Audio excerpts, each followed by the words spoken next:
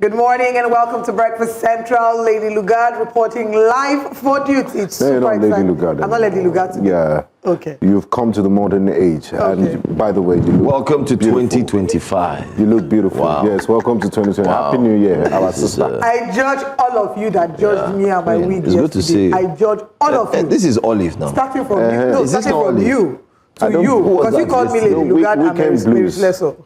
Who was that yesterday? Yesterday Nkechi? was people. So that's the thing. You need to be open to change. Yeah. The APC mantra is change. Open to change. Why didn't you Nigeria continue is on an that, APC on that, lane. on that Why you track? call not on that mandate? Stand on the Stand mandate. on the now. mandate now. You've gone to change your hair. Anyway, Merry Christmas to you. You're just showing, you're showing off. You know, new day, new hairstyle. Tomorrow I'll come with another one. Tomorrow will be my Christmas hair. But you're welcome to Breakfast Central. Thank you for starting the day with us. We hope you've had a very good Monday and you're very excited about what's in store for you today. A lot has happened. Finally, we have gotten an answer from the federal government regarding the alleged discrepancies between the tax laws, the gazetted copy, and the one we're preparing for and the one that was presented by the House. But we'll look into the details shortly. My name is Olive MOD, and you know that your comments always is important to us, so please go ahead. YouTube is the place to drop the comments, drop a chat in the chat box, and at intervals during the show I'll be taking your comments. Please stay with us. And I'm Ben Gaboro. Welcome to Breakfast Central. Today has to be the what day of Christmas, and what was sent? On the so today is the 13th day of Christmas. It's fine. This Christmas is already Christmas itself. Generational gap. It's showing. Anyway, I want to welcome you all to Breakfast Central, and I must admire my co-anchors. It's been a roller coaster year. You guys have been amazing. You've made this job. You know, I met you guys here. You made me feel welcome, like family, and because of that, I have a Christmas gift for both of you. Which is? Because you are wise. When I say men, I mean humanity. I'm not trying to call you a man. You identify, you're a woman. So we're three wise men, humanity. Do you prefer gold, frankincense, or myrrh? He's older, he should take the gold. You are still coming up. I will find myrrh for you. Where can I buy myrrh? Finger.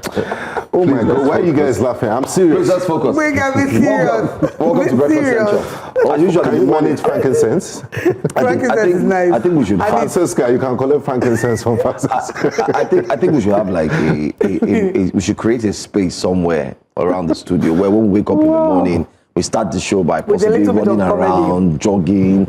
Because before you run, jog, when you sit back to start the show, the stories you will hear will not shock you again. I don't know. And honestly, you guys have an infectious energy. I came into work this morning you were feeling very weak. Yes, I had food poisoning yesterday night. And the moment I just saw both of you, like my energy we light up your life.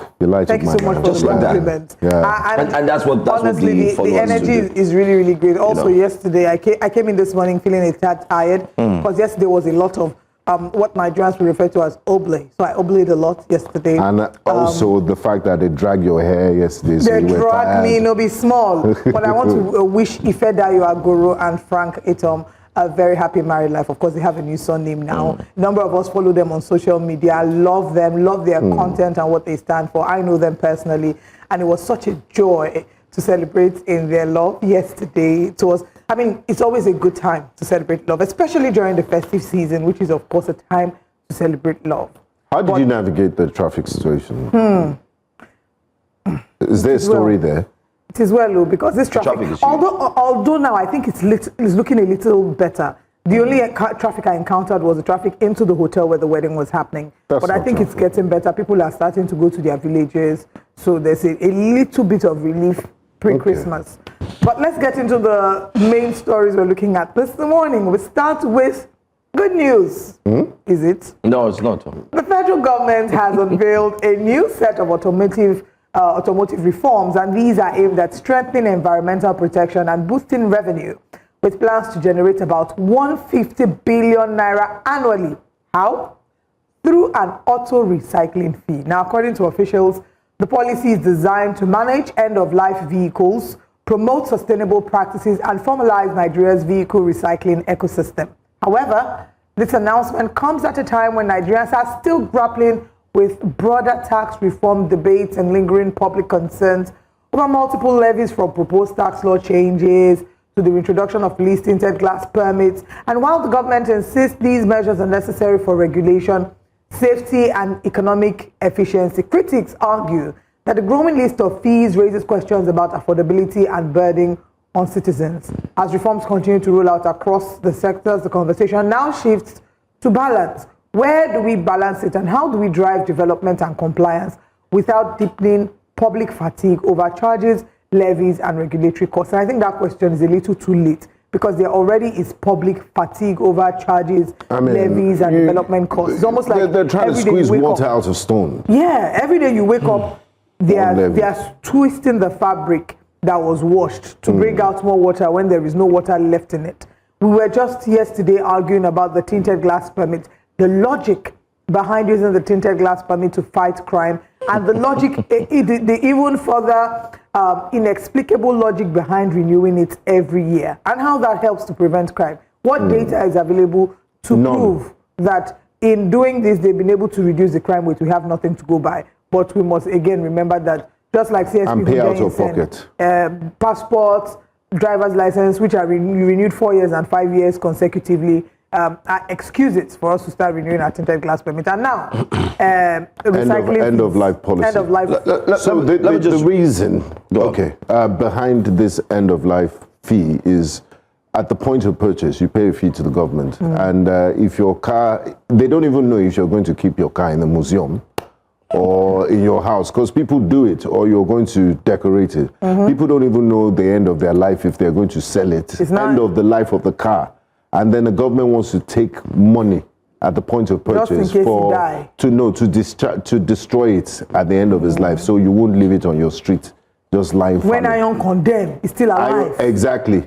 There's always a market for it. Yes. The question is, if you go around Lagos now, if you go around Abuja, if you go across Nasarawa, if you go across Delta, you have scrapped vehicles parked on the roads. They are still there. Okay. Why don't you start, first of all, clearing each state of these vehicles? Take them away. The materials could also still be used for something else. You could use it to process something good. But then again, my point in all these stories is, let me just quickly also mention that this is done by the National Automotive Design and Development Council. That's what they're called. The Director General, Joseph Osanipi, that's his picture that we have put there. He said the initiative will be driven by a comprehensive, it's comprehensive, you cannot change it, end-of-life vehicle program. Now, this is the statement. He said it has already been approved, signed for implementation. So let's count how many. However, okay, go ahead. You, the car buyer, will not be the one paying for it. Who's paying for it?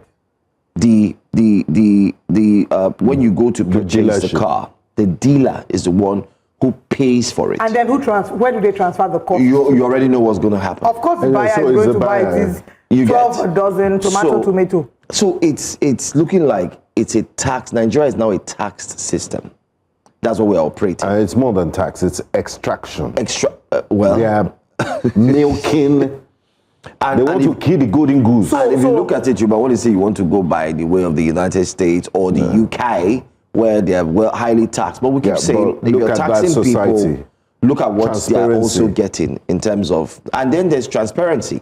It's listed there. You can go to the UK, check the what's at their website. You would find details of in short, everything you're taxed for. As you pay, you see what your tax is doing. But this is a new one. And my question is, was there a consultation with the automotive industry people, and were we earlier informed? Were we carried along? So beyond us being earlier informed, I would say what research was carried out to show that end-of-life vehicles have been such a huge problem in our country in terms of being able to sell the parts. We're very, very highly entrepreneurial people, such that they will beg you that you should be careful where you park your car, because a spare part in your car can be needed by another Even car. Iron Condemn, they advertise. They Iron want Condemn, to buy. they buy your things. Side mirror. If a car has an issue now and you don't pay attention to it, they will help you sell it. getting the parts to be sold is not a problem. So we don't have that problem How in much Nigeria, of it exactly? So how much research was look at the carried number out? of cars you have in How Lagos much research was carried out to prove that this is a problem? That's my first question. End of life. My second question would be, we're sort of upholding recycling, which I think is fantastic. Keeping up with global best practices around the world, recycling is such a big deal. And in recycling, we don't start from the top, we start from the bottom. So it's the little things. How successful have we been with recycling our wastes? How many people know that when they want to throw away their plastic bottles, there's a place to keep your plastic bottles, you sort out your waste, just like we do in the UK. Yeah. You throw your regular trash, you keep your recyclable trash in a bag, because this will be taken, and recycled. How effective has recycling been in Nigeria? How many people are even aware that there's a possibility of recycling? We talk about the 17 Sustainable Development Goals. I did some work, with an organization some years back towards pushing for the eradication of single-use plastic, and still date.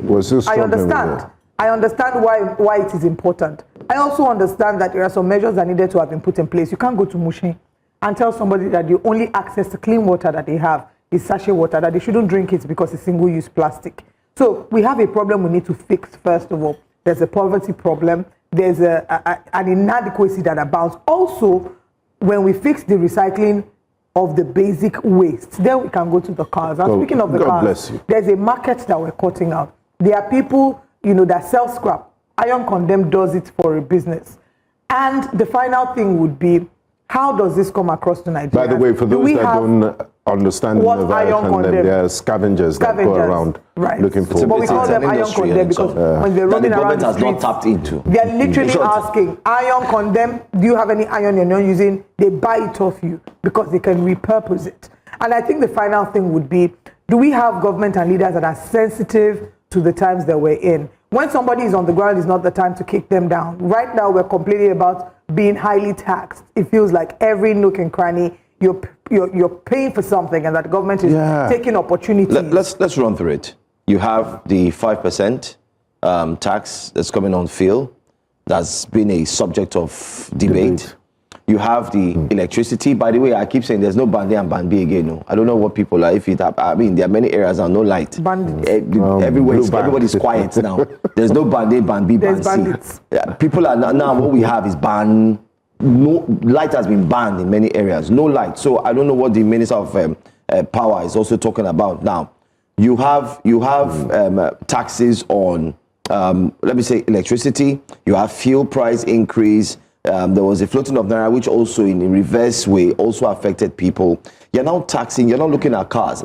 People can no longer buy cars. And this is coming at the back of the removal of subsidy. And floating of the Naira. People's purchasing power has reduced. And then most all policies come with citizens having to pay some money or not. Look at the police left core policing duties to face tinted permits and say pay us money. I know what Nigerians to pay yearly. Nigerians really need it. I know what's when you do annoying. your driver's license. What's annoying is that if we push enough, they will take this back, whether or not it's a done deal. With enough voices, this will be undone. And that seems to be the modus operandi for this administration. Where they do things, they make decisions, they announce policies. We don't have information about how much research has been gone into that policy that they're announcing and how it betters the life of the average Nigerian. Because at the end of the day, the most important thing for any government, any organization, is to look at how to improve the quality of life. Does this improve the quality of life of the average Nigerian? So you renew your driver's license, you pay for vehicle insurance, you pay for certificate of ownership, the roadworthiness to prove that your car is worthy. If they want to start these end-of-life vehicles, there are some cars that do not deserve to be on our road. In fact, there are some cars that don't even have end of life. They are running end of life and they're moving. They should start with those ones. Those downfalls. Sometimes you have to go and move the tire to turn right. Benga, so my question is, why don't they focus first on taking away all these vehicles, clearing the ones that are parked on the road? I bet you that if you drive between here and down to the airport, you see one scrap parked somewhere. Why don't you initiate a move to clear these things, find a way to recycle these materials that come from these cars and use them for something else? But the first point of call is, oh, you know what? Those who are purchasing new cars. In 2013, A Toyota Corolla, the one they use for the e-hailing cabs, was going for 1.2 million, 1.4 million. No, it's this was 2013. This is 2025. A young man who is working and earning salary of 200,000 naira can never in his life, God forgive me if I say that and it sounds, rhetoric or bad to you, even if he saves, he cannot buy that car in a year because that car now goes even from 8.5 to 9 My brother, million it's not naira. swear. It's not Even those of us that have been working, reality. those of us that have been working for years, you want to buy a car, and now you're telling doing the same guy that if he's going to buy, he would have to pay for end of life for that car. And then guess what? He's also going to pay roadworthiness. Exactly what I just said. All sorts of licenses. If the car comes tinted, the police will tell him how far, pay for tinted permit. He's still also going to pay for license, of which you have increased the driver's license again. The price has gone up. Come on. Price of passports. Everything happening has gone up too. In a space of 3 years. 2 How years. much is minimum wage? 70,000 naira. So let's actually now head to X and let's see what Nigerians are saying about this on X. Introducing a compulsory vehicle recycling fee in a country without reliable public transport, stable incomes, or a functioning recycling system is tone deaf and exploitative. The idea of vehicle recycling may be sensible, but without transparency, proper infrastructure, and clear benefits, it risks becoming just another burden on already stretched Nigerians. Eddie, you have my 5 stars. Well done. Well put together. We forgot the airport security tax too. That's coming too. Let's see what he says. But Steven says, by the time Federal government is done with every one of us, we will start paying for the air we breathe. Because apparently, since it's Nigerian air, you will pay tax for using it. And it's starting to look that way. Chiboy says, what is wrong in paying tax? You guys just want everything to be free. Well, Chiboy, it's fine. I'm sure is a rich kid. Yeah, he's a rich kid. You're doing great. Jay Ademola says, vehicle owners already pay for registration, number plates, driver's license, roadworthiness, insurance, vehicle license, emissions test, and multiple state levies. Now, federal government wants to add a vehicle recycling fee in 2026 when charges are already overwhelming. Why add another burden on citizens? Why? That's the question everyone is asking this morning. Why? Other serious countries are giving their citizens refunds for carbon emissions. Can the government just focus on the citizens' welfare for once? Yeah, it means, do they even understand what it means to be a government? If recycling is Who's truly... talking about citizens' welfare and things like that? It's just... That says, if recycling is truly a public good, it should be funded transparently from existing levies and not squeezed out of citizens who already pay repeatedly for the same road and vehicle management that rarely improves.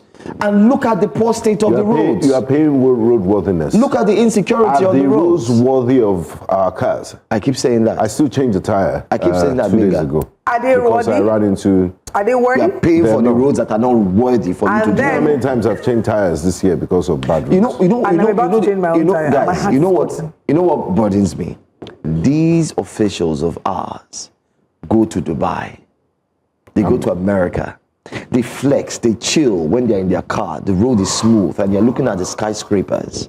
They're looking at the sunset and they're playing their good music and they're eating beautiful meals. Thinking about it. And they're enjoying it and they're laughing. They breathe good air. They walk into the halls of a cafeteria or something and it smells nice and people tell them, welcome, sir. And those guys didn't achieve that by squeezing the hell out of their citizens. Their citizens actually are one of the most pampered in the world. In fact, when I went to Qatar, they are tax-free. Qatar was the first country I looked at and said, wow, I can actually live here. I've never wanted to live outside Nigeria. But I looked at Qatar and I said, I can actually live here. It's beautiful. There's an intention with which the city was built. You know, it's properly lit up and they prioritize their citizens. They tell you that they don't collect tax. It's haram to collect tax. So your business is tax-free. So they are living large. And even Nigerians and, other foreign nationals who have settled in there, there's a peace of mind that you have. Absolutely. You're driving to work. You're not thinking about, I need to navigate to the pothole. I don't. The lights were on the traffic lights were all on, and it looked like there were lights on trees. And I thought, well, you people are not a Christian country. Do you celebrate Christmas? Why are there lights? And they said, no, this is how we are all year round. Yeah, in Malaysia too. I could not believe my eyes. You don't have to wait for Christmas to put the most we get of this is a hotel roundabout during Christmas. Olive, Please, we'll let's stay not be here. angry Let's this move to morning. the next story. Our next story, Olive. But before then, let's quickly take 2 comments regarding this story on YouTube. Mokunye Chukwemeka says, he says Tinubu, the revenue generator and master strategist. I hail thee. Another means to tax us, and some Nigerians will still defend him. Tinubu, let us breathe now. It's exploitation, guys. It's not tax anymore. I traveled over the weekend to the West. Our roads are death traps. What are they using the tax for? He says. The savings on subsidy removal. Benga, I have one question, and I want to say it here this morning.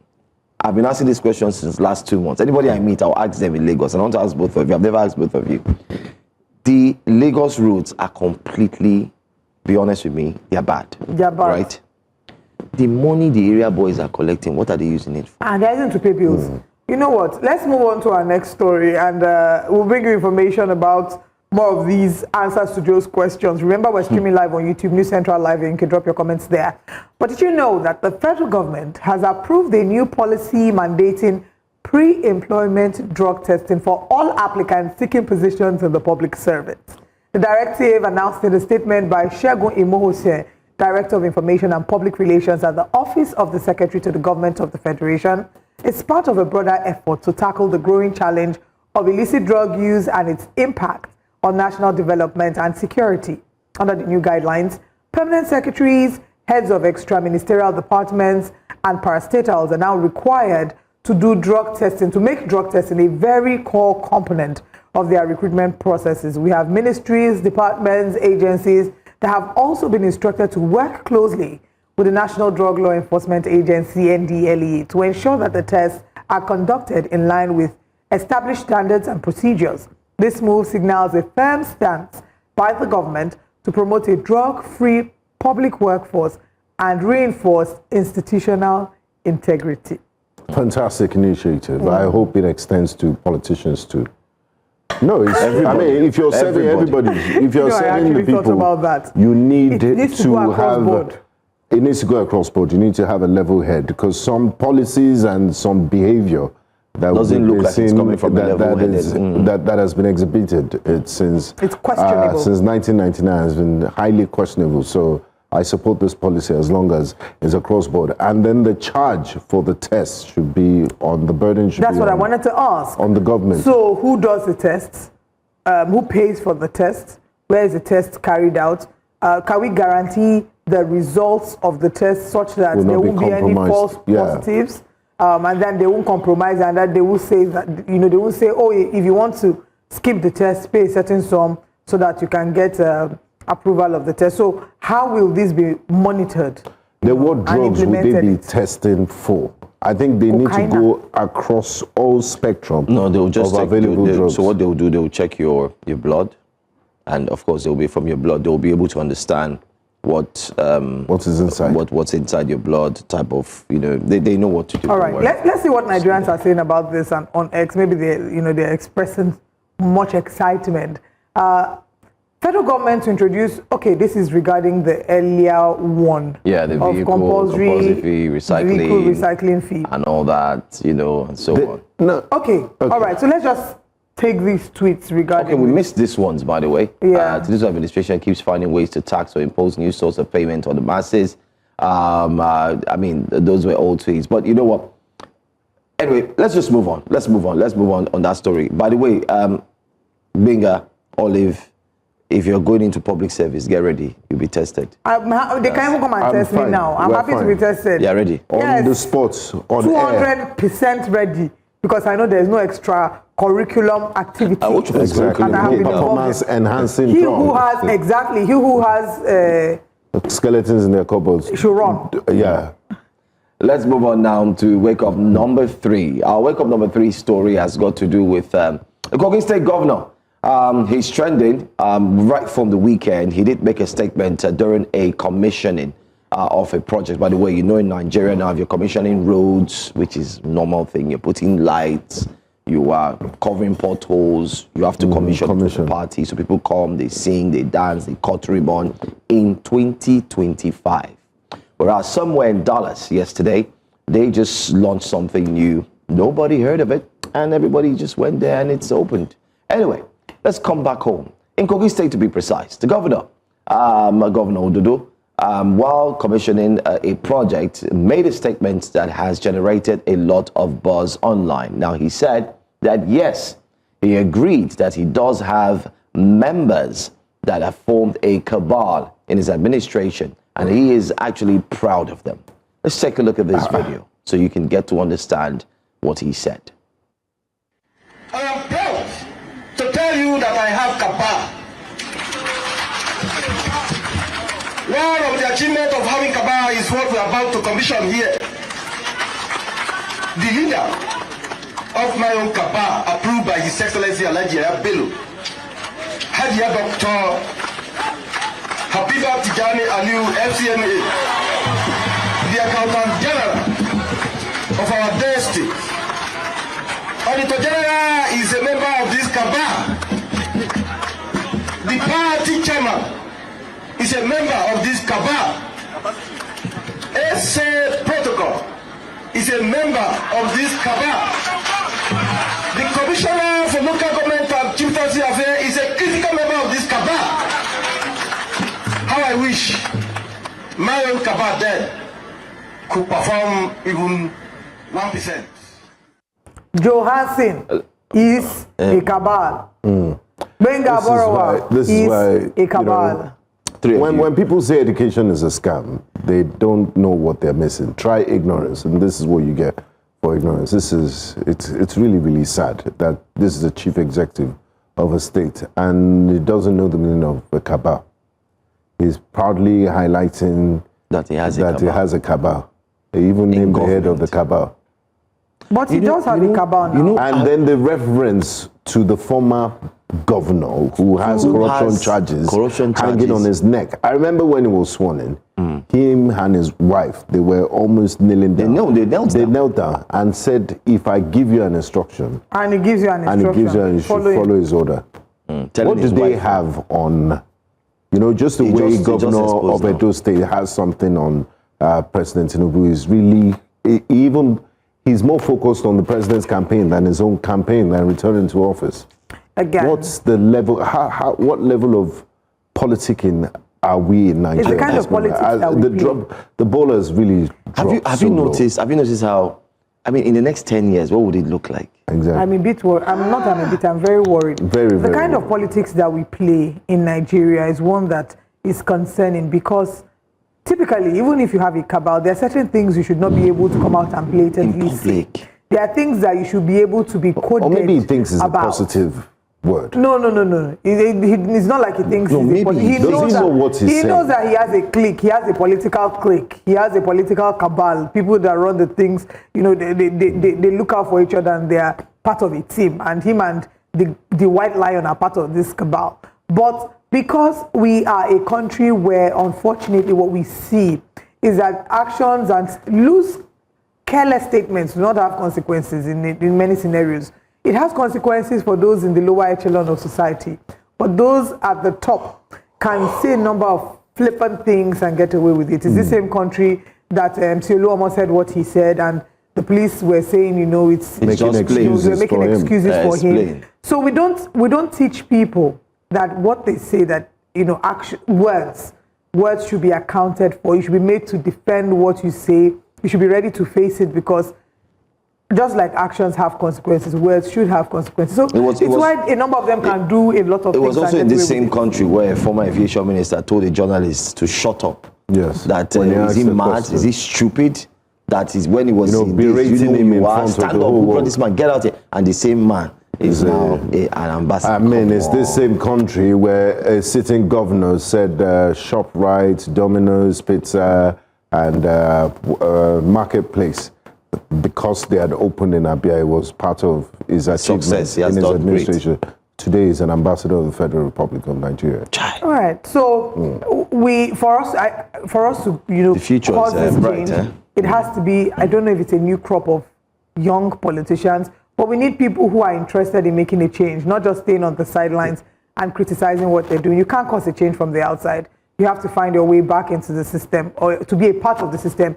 And then the more of you there are in there, soon enough we can start to maybe see the change that we desire. Let's see what Nigerians are saying about this on X. If they're excited about the cabal. The thought quality of our leaders has never been this low before now. It was low, but right now it's lower than our oil reserves. I agree. What? I agree for two things, but Olive, go on. I'll mention. Let's take a few more comments. This is from Perfect Rights. Can we have a few more comments, please? I don't want to get any dealing with Kogi. Why? Why was Street bullet? Kogi What girls. does this have to do with Blessings Kogi Mosugu is a Kogi girl. Please don't do that. Hey, yeah. Kogi, sorry. Government of the cabal, by the cabals, and for the cabal. And that is it. Official Barrister Chris says. Cabalocracy. This man is still not aware he is the governor. Apparently not. No. You know, he's not aware. Our next comment, Abuja should just take Kogi because that's not his state. Okay, two things I wanted to say. Kogi is a local government. Two things I wanted to say. understand. Well, why I agree with that first, which is because one, the governor, we've seen in this administration for the past 2.5 years, we've seen some speeches made with reckless abandon, like freely, and it's way too much. And secondly, the impact is not good because we're laying a foundation that will eventually decide what will happen in the years and to the come. quality of the discourse in our polity is We should be discussing, cerebral. Anyway, let's bring to you our top stories for today on Breakfast Central. You have such high expectations. Welcome. Let's share what the top stories are this morning. This morning on Breakfast Central, we're going full throttle. Federal government denies tax law alteration, and we'll tell you why. ADC falls 2026 budget. They say, no, we're running multiple budgets all at the same time. How come? Nigeria-U.S. diplomatic row. We'll tell you all about it, and you'd get to learn some more. Plus, federal government gives 2025 performance review. They've started, where they come and they share. You need to know what they've done. And then we have the newspaper front pages at 9 where you can tune in and also be part of it. Stay with us. We'll be back to begin. Welcome back and thanks for staying with us here on Breakfast Central. The federal government has come out strongly to refute claims that it has secretly altered existing tax laws. This comes amid growing public concern and speculation that new fiscal policies are being implemented without the legislative process or stakeholder engagement. The Ministry of Finance, in a statement released yesterday, described the allegations as misleading and dangerous, warning that continued misinformation and delays in implementing the 2025 finance bill could have devastating consequences for the economy. Joining us this morning is a business analyst, Mr. Wale Ajayi. A warm welcome to you, Mr. Ajayi. Good morning. Thank you so much for being here. Thank you so much, and I'm happy to be here. Yeah. Since the member of the House of Representatives, representing Sokoto, Abdul Samad Dasuki, raised this issue at the floor of the House about the discrepancy in the gazetted law and what was discussed and what was approved by Parliament, we didn't hear anything. It took almost a week, if I'm not mistaken, for Mr. Taiwo Oloyede to grant an interview and explain the side of the government. And now they've come out to completely deny this. What do you make of this issue and the government's response so far? I don't even know what to say. I mean, this is the first time we're having this kind of controversy. And I think if you look at what has happened, I think it started from the time when National Assembly transmitted this bill to the presidency. The way it works is that it goes from the National Assembly to the presidency, then it goes from the presidency to the Ministry of Justice just to review and ensure that all references are correct. I think in between something happened. Now, we don't know what happened. Now, ordinarily, when the National Assembly passes a bill, there's supposed to be a tracker, a portal, an online portal, where you can actually see all the bills that have been passed and sent to the president for assent. Now, just before I came into this studio, I checked that online portal, and you will not believe it. The last item on that portal was at June 2024. So there is no reference to this. So we don't even know what was transmitted to the nationals and to the presidency. So it's difficult, to speculate and to talk about it. All is about speculation. I do have a copy of the first gazette that was released, and then there was what they call official gazette. But really and truly, when you have a gazette, it's official. Yeah. So we don't really know what is happening. So that's the controversy. Nobody can say with certainty whether what was transmitted, it's exactly what the president has assented to, right? But I know the National Assembly has come up with set up a committee to look at this. And so we're just hopeful. Beyond mere statements from the taxman, Mr. Olede, what level of, what would you have expected to assuage the fears of Nigeria and show intentional transparency on his part? Do you think he should have gone ahead to release both documents so that Nigerians can compare and make up their minds? Because as it is now, we're only taking his words for his words against the House of Representatives. Interestingly, this has nothing to do with the Presidential Committee at all. Now, when they did their work, they passed it on to the executive. It became an executive bill. That bill was transmitted to National Assembly. So what we're looking at now, what we're seeing is the issue between National Assembly and the presidency. He doesn't even have a clue. Well, he may probably have a copy of what was transmitted, but it has nothing to do with the Presidential Committee, so you cannot hold him culpable, right? The issue we have is between the National Assembly and the presidency.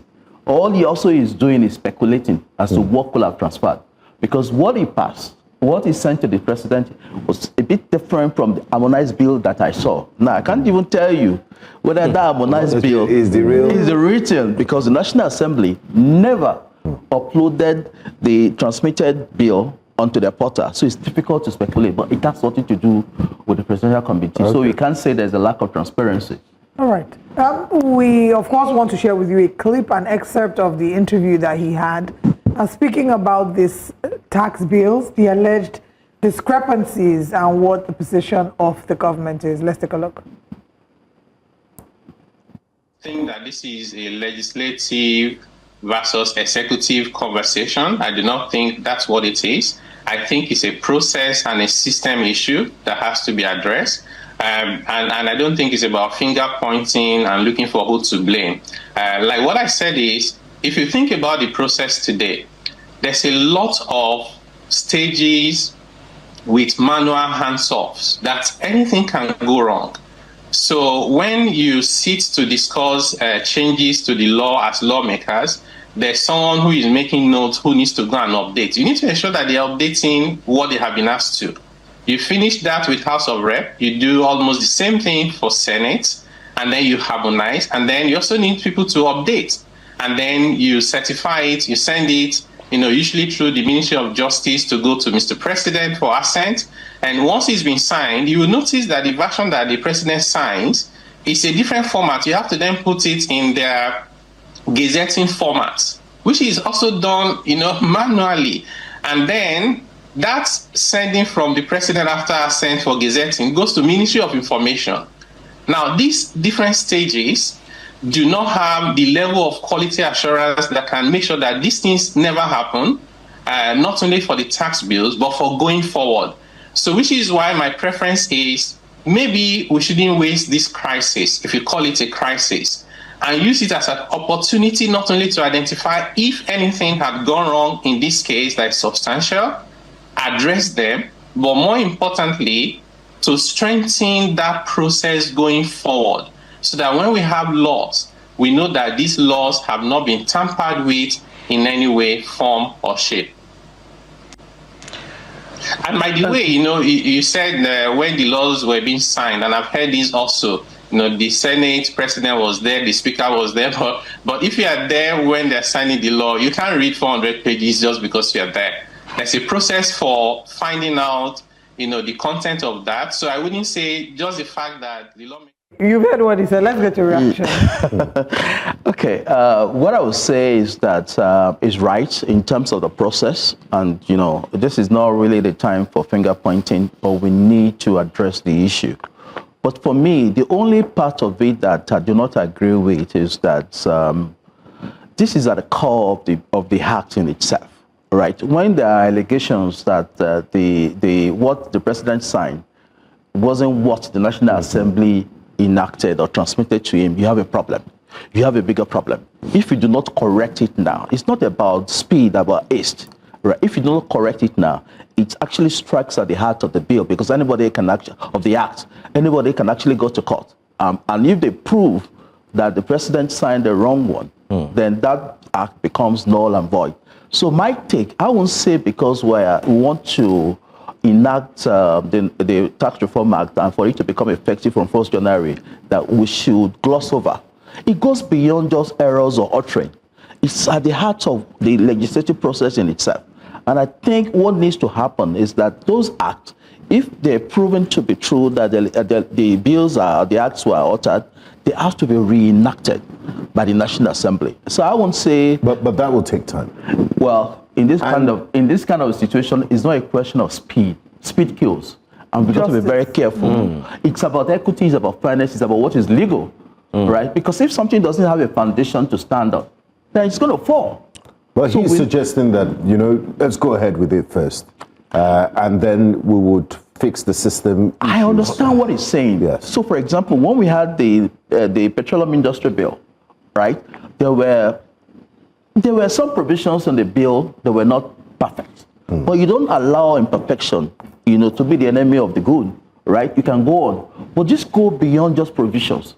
We're talking about, legality, whether the act themselves have the basis for us to be able to implement them. So if you're talking about just, trying to make some provisions or some slight errors, this goes beyond errors. It's beyond clerical errors. Beyond clerical errors. And so we need to address the issue. If we don't address yes, I understand, with the image it's going to send to the investors, investing public, but at the end of the day, we need to get this right. And if we do, right, we'll be the better for it. We have time. The holiday starts. It's not a question of time. It's January 1st. It's not sacrosanct. It's not casting anything. We can always postpone it. This is not the first time. We had the Finance Act in 2022. It didn't come into on 2023. So it doesn't, there is not a question of haste, right? It's not a question of speed. I think what we need to do is that we want to get it right and have the bill or act that people can have faith in or trust in. That is the question here. I put out a tweet like 2 weeks ago. I said I had a funny feeling that they would postpone the tax reforms before this happened. So I'm going to say maybe I'm a soothsayer in some way. But my question is, I'm worried about, just like Mr. Tayo Yedele said, it could go on. Yes. You've highlighted why it shouldn't go on. But being an economist and one who possibly would have a thought of why take it to France, what happens to the KPMGs? What happens to the Ernst & Young? What happened to all of these companies that are here? You as an economist, are you also worried that they had to take this entire tax reform thing to France? Why not leave it at home? Well, I don't know. I haven't heard the story about France, so, But I think the issue is this is not the first time we are enacting any law in Nigeria. We've done it before. Even though there have been allegations in some quarters that there are some of the acts that we have where the executive have made some insertions that were not passed by the National Assembly. But I think we can get it right. It's a process thing. But by and large, all the things that we've done, we've never had this kind of controversy, right? This is a big issue for us, right? We're talking about trying to transform the entire tax administration in Nigeria. And consulting is taken to France. Is that okay with you? No, it's not. We have local content. It has to be done. We have the expertise, we have the skill, we have the knowledge. We even advise some foreign governments on how they should run the administration. Signing an MOU. There's an MOU that's been signed with France on the same tax reform. I know about the MOU that was signed with the federal government. It's just about. I'm not sure about the content of the MOU in itself. But it's about. I think it's more about capacity, building and strengthening the tax administration policy in Nigeria. I'm happy that you're here, and my happiness is the fact that you are one who is involved fully when it comes to all of this economy. Are you not also worried that it had to be taken outside the shores of the country? Are we saying that Nigerian companies, like I mentioned a few names, don't have capacity? Well, of course we do have the capacity. We have the knowledge, we have the expertise, we have the capability. I really don't know what people are thinking. And I think, when things like this happen, people start to speculate and start saying, maybe we should do it outside of Nigeria. When it comes to even printing our currency, there have been speculations where people are saying maybe we should do it because of security, right? So I don't. That has no foundation. We have the expertise, we have the capability and the capacity to get things done here. We advise foreign government on how to run their own tax administration. So there is no way where we can't do this. We have the skill, we have the experience. So there is no basis for that at all. All right. Now going back to what we had said earlier regarding the alleged discrepancies between what was presented to the president, what was presented to the National Assembly and what was gazetted. Tawe Dele has said there are no discrepancies, it's a fake document in circulation. And I know that there is a breach of trust between our citizens, our government, and when I say government, I'm talking about the various arms of the government, not just the executive arm as well. So what can be done now to guarantee that clarity? And on whose table does the responsibility lie to ensure that clarity is given to Nigerians? Because we can't independently verify now. We don't have access to these documents.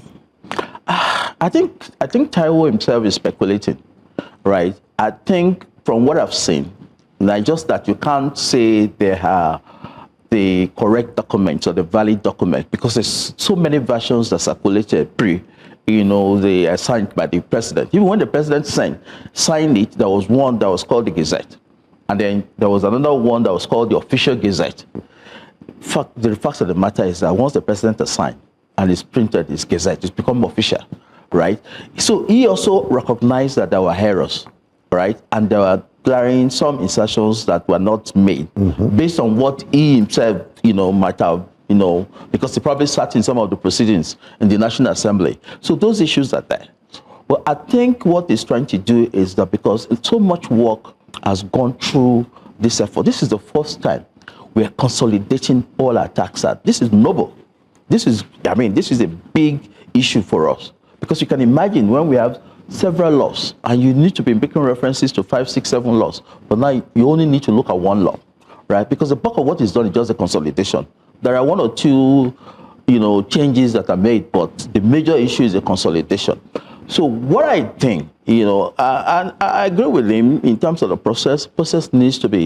We need to get the process right. I really can't say what happened, and nobody can say until we get the findings from the National Assembly and officially release to the public that this is what happened.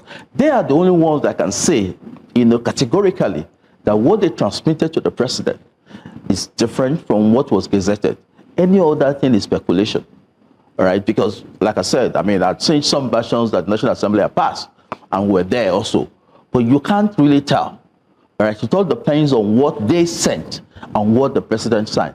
So what we need to do is that we need to carry out and complete this investigation. We need to know where we got it wrong so that we can strengthen the process so that it will not happen again. If we don't deal with this, I bet you it's going to recur. And we'll come back and start talking about the same thing. And the concern as well is that oftentimes, as with many other issues in Nigeria, we raise a lot of dust, a lot of noise about it, and after a while it goes silent and things go back to business as usual. Do you foresee that happening? I don't think this is going to happen in this case. I don't think. As it is now, the president has set up a committee on implementation. But this is not the first time we're seeing committees. Nigeria is committee of nation. Well, Nigeria is all about, the problem with Nigeria is not because we don't have ideas. The problem has always been how to implement the ideas that we have, right? So for this issue, because of the dust it has generated, I don't see how it's going to become business as usual. I think it's in the best interest of the government, it's in the best interest of the Presidential Committee, and it's in the best interest of the National Assembly to ensure that these issues are addressed. Because what you're talking about here is the supremacy of the National Assembly. No other body has the power to make laws or to change what the National Assembly has sent to the President.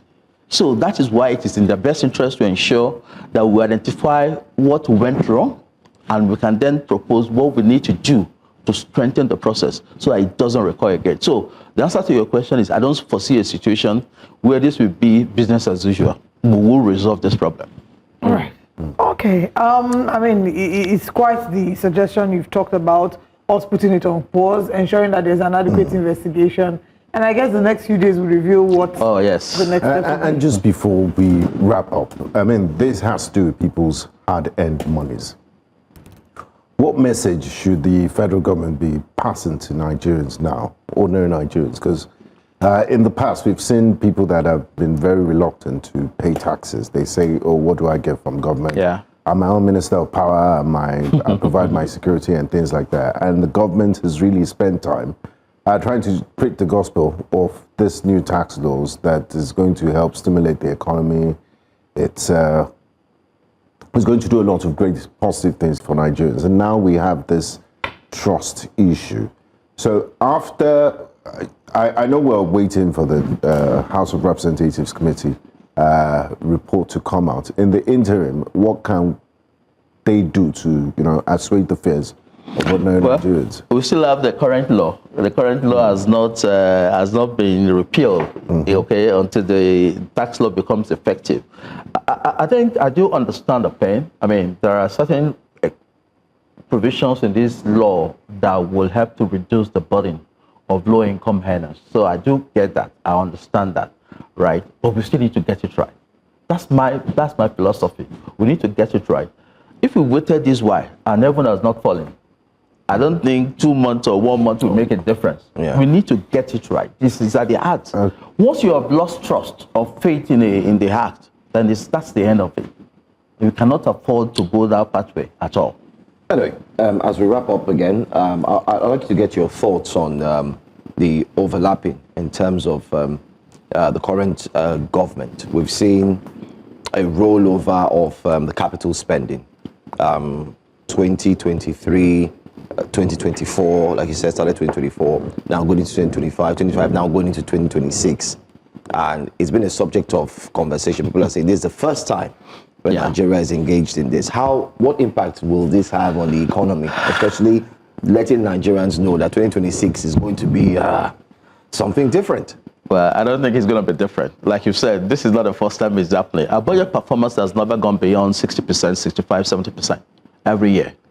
There's so many issues. Of course, the release of funds, right? At times, I don't know whether it is deliberate, delay in releasing funds. And for me, I'm not really bothered about capital expenditure. Okay. Really, it's more of infrastructure.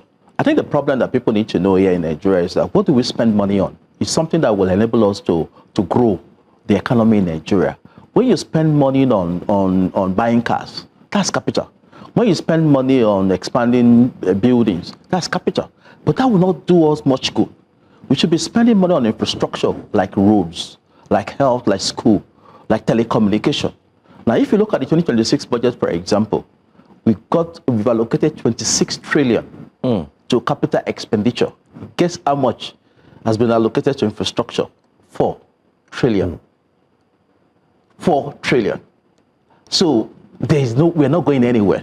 So the issue of delay in capital expenditure, I'm not worried about it. It's been a pattern, right? But we can do better. The coordination between Ministry of Finance and Budget Office, it can be better. But 2026, I don't see any difference. We'll come into 2027, right? And we'll say budget performance is about 60 or 65 or 70%. It cannot be higher than that. It's just the way things are. And by the way, also, it's not only Nigeria. Even if you go to some other countries, we also have a similar problem. But of course, Nigeria is unique in the sense that it's been a pattern, it's been a trend. I think the concern is, if we're saying that our budget performance is not at an optimum level, and then we're looking at the expenditure, it's not making sense, right? It feels like there is. So, for example, there was an estimate of 40 trillion. We were able to get only 10 trillion. 30 trillion, and then we're seeing the average regular Nigerian, they're seeing some expenses on certain things that do not make sense. They're looking at the budget and seeing a mere repetition. And then you're talking of a report that should be delivered quarterly. It's December. We've not heard anything, even though there is a law that says that this should be done. So I think the way to look at it is that when you say it doesn't make any sense in terms of the expenditure, you need to look at the components of the budget. Where do we spend money on in Nigeria budget? We spend money on personnel cost. We spend money on debt, paying debt, right? Debt. By the time you look at debt and personnel, now in the revenue figure for this 2026 budget, it's about 34. Last year, in 2025, we had 41. We're expecting 41 trillion in revenue. But this year, 34 trillion. Of course, there's so many reasons. VAT government reallocated, is reallocating 5% of their own revenue to the state and federal. So that could be one of the reasons. And of course, the revenue from oil. Nigeria is still a monocultural economy. We depend on oil. In 2025, we expected that we'll be producing about 2.1 million barrels of oil per day at an average of $75. Oil price in 2025 was about 60, and we're not doing more than 1.5, 1.7. So this year, government realized that fully, and they've reduced the price to about 65. Even that 65, from what analysts are saying, it's too ambitious. Yes, ambitious. Price is not expected to be more than $60. And we say we produce 1.8. We're producing about 1.6 now. Yeah. So government has acknowledged that. So we don't have the revenue. So we have a revenue challenge. Yes. But expenditure, what can government do with expenditure? Personnel, they must pay salaries. True. Debts, all the debts that we've acquired, we must settle the debts. And what has happened with the debt is that, when we did the rebasing of the economy, what that means is that the denominator, became very big. Our debt is about $100 billion. So it reduces the debt to GDP ratio. Now, we then have the capacity to get more debt, right? And so we have to get debt to finance debt and to pay salaries. Trapping ourselves in a cycle of debt by doing that? Okay. Well, what people tend to look at is that there are ratios that you look at. Debt to GDP ratio in Nigeria is actually about 50%. You get to some developed countries, it's close to about 90%, more than 100%. I think the issue is not about borrowing. The issue is what do you do with the debt? If you use the debt for infrastructure, right, not for buying cars, buying planes and all those kind of stuff, then you will be good. But what are we using the debt for? So that's the real issue. That's the most that we can take in the conversation this morning. Thank you for sharing your so much, Mr. expert opinion with us this morning. Mr. Joy. Thank you so much. Thank you for having me. This is still Breakfast Central. We're going to break. And when we come back, we have more conversations. Remember, YouTube Live is where you should share your thoughts, and your thoughts definitely matter. Here on the show, we'll be taking them as comments at some point. We'll be right back after this break. A cross-section of Nigerians have strongly criticized President Bola Ahmed Tinubu's proposed 2026 national budget, describing it as a debt trap, especially by the ADC, disguised as a reform, they say. According to the opposition party, the budget relies heavily on excessive borrowing and unrealistic revenue projections, warning that the plan could further mortgage Nigeria's future and worsen the country's growing fiscal crisis. The ADC argues that rather than introducing real economic reforms, the proposed budget risks deepening dependency on debt and increasing the financial burden on future generations. As the debate over the 2026 budget intensifies, questions are being raised about the government's fiscal strategy, debt management, and long-term economic vision. Joining us to unpack more of this conversation is economist and development expert, Dr. Aliyu Ilyas. Thank you very much for joining us. Thank you for having me. Good morning. All right. A great way to begin would be to get your sense of the budget. And if you agree with the ADC that this is a debt trap disguised as a reform, or those who criticize it saying that, it's not really what we need right now as a nation. Without agreeing with ADC, Nigerian budget is giving a concern, and it's a concern that actually get deep in 2024, 2025, and the upcoming 2020. Because you look at the level of implementation of the budget, to keep a concern. We also look at the component of the budget, right from the capital expenditure, the debt servicing, and also the recurrent expenditure. So if you look at this component, you see, yes, we have not actually performed well. And I listened to Mr. President when he actually presented the budget. The way he spoke, as if he's not in tandem or in charge in terms of what is happening in the economy, because a lot of concern he was raising, and he was trying to have a new charge about how he made sure that the budget is implemented. He was also giving a kind of order to the Minister of Coordinating the Economy and Budget, make sure that they form the normal cycle. So I think the major thing that gives us concern more is the loss of January to December budgetary system that gives us room for accountability, give room for our budget implementation, and give room for monitoring of our budget itself. Because if you look at this 2025 budget that is going on, the capital component of it is started at October, and 70% is rolled to in 2026. So if you look at that critically, you have much concern and be very, very worried about capital expenditure and capital component implementation of the Nigerian budget. Now, Dr. Ilyas, critics of Nigeria's budgeting tradition have always said that budget. Okay, we seem to be having some technical issues. We'll go on a quick break, and when we return, we'll continue our conversation with Dr. Aliyu-Elias, economist and development expert. Do stay with us. You're welcome back to Breakfast Central, and we're currently discussing the statement by the African Democratic Congress saying the 2026 budget by the federal government is a debt trap. And joining us for this analysis is economist and development expert Dr. Aliyu-Elias. Before we went on that break, I was going to ask you a question on the performance of our budgets. Many critics say it's mostly copy and paste, and it's not based on any research. And we hardly get a performance report on the budget of the previous year. So this is just a mere exercise, is hopeful and is not steeped in reality. How do you react to that? Well, let's come to this current government. I think the level of fiscal discipline needs to be moved upward better so that we can actually give expected accountability. So if you look at our budget, over time, you see that we lack that level of accountability at that level. So by the time you present a new budget, you're supposed to give us holistic or a report of the last budget and tell us the percentage. Perhaps if it is 60%, you have actually achieved, because most time we actually get to hear that we have appropriate money and this is what we appropriate for, but has it been implemented? These are the challenges we actually normally have. And if you look at this year component, this year budget component, you can see that it has seemed exciting by having 26% component, allocated for our fiscal, and the capital projects, capex. And you will now be happy that yes, it's going to be implemented. But the question is that, is it going to be implemented? Will there be accountability? And also, if you look at this year budget also, critically, you discover that the expected revenue is about 35 trillion.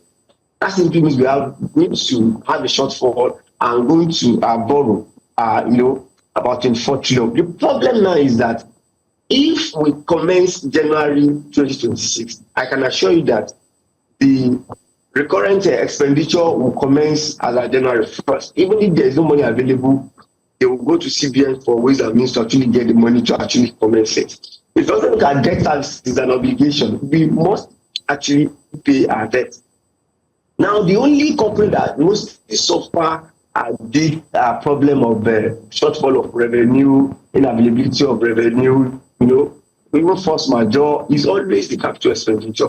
And if you look at that capital expenditure, that's what actually benefits the Nigerian citizen as a whole, because that's where we get social infrastructure like road, like health, like education. This is where we get all this. So we must make sure that that component is being implemented.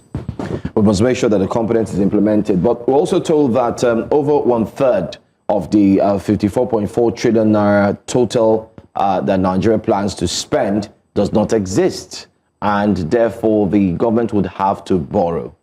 What's your understanding of that? Well, we cannot say it is not there because it's a budget. What we are doing, but the budget is the proposed income and proposed expenditure. So you recall that but if you look at the budget itself, also government has proposed a lot of income, a lot of where money is going to come from.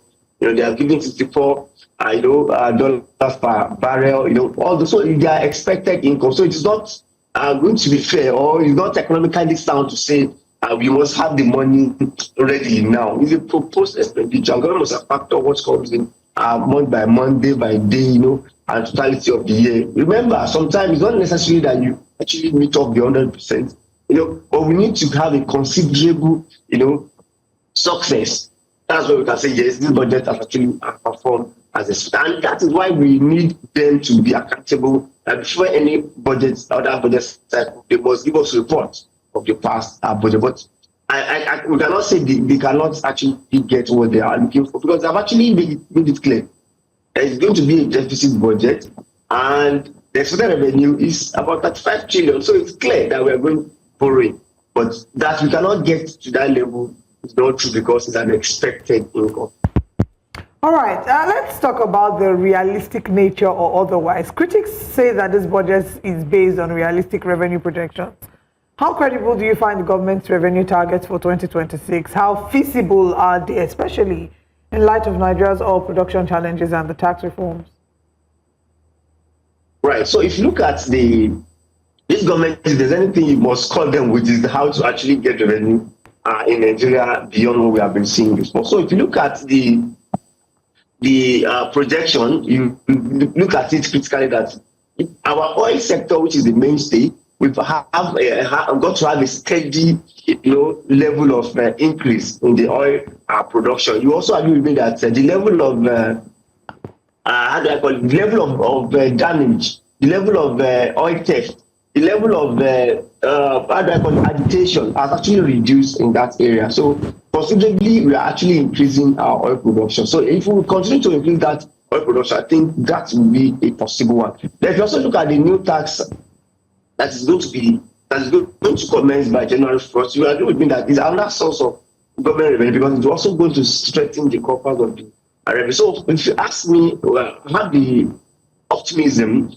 that Nigerian government is going to get much more revenue next year. The only fear we could see is that we don't have power on the barrel per day. If you also look at the projection of naira to dollar, it's about 1,400, which is also realistic if you ask me, because if you look at what we have at the gain of the macro economy, you say yes, we actually sustain that going forward. So for me, I don't think revenue is the problem. I must also say this: I'm a advocate for a bigger budget, because for a country like Nigeria, if you are having 58 trillion budget, it's going to be a difficult thing for us to actually develop. But how to resource the revenue is the question. So that budget size for me is not too much. They only need to work towards it, and we have what's called fiscal discipline. Actually follow everything as expected to be and make sure that every component being released as expected. If you also look at the budget also, they also favor security, because our major problem has to, we all agree that it's security. So for me, it's not too much for them if they can do the right thing. My challenge now is the level of implementation. That is National Assembly. Exactly. Which leads me to my next question. You're speaking about implementation, you're speaking about fiscal discipline, but presenting a 2026 budget when we don't have a performance report of the 2025 budget. What's the impact of that? Right. So, and that's what I was about to say about the National Assembly. National Assembly is expected to hold the executive accountable. They can actually have a policy that says that if you don't give us a scorecard for the past budget, we will not approve the next budget, because National Assembly sometimes they are not actually meeting up with the expectation of the Nigerians in terms of the oversight function. Because if they are giving consistent oversight function from January to first quarter, that's to April, they would have given us that, okay, for what we are actually looking at, this budget is not realistic, this budget is not doing what it's supposed to do, and you have not started implementing the capital component of it. But because the oversight is not actually as expected, that's why we're actually having issues. But I must agree with you, the 2024-2025 budget is actually not what we should call a budget, because if you have a budget that is rolling over from one year to the other, it's pretty difficult for us to actually understand. And it actually having negative impact on the economy. It also have impact on inflation, because if you look at it very well, by the time you start capital expenditure by October 2025, is going to push a lot of things to high, and it might erode the gain we have gotten in level of macroeconomy. Okay. Now, Dr.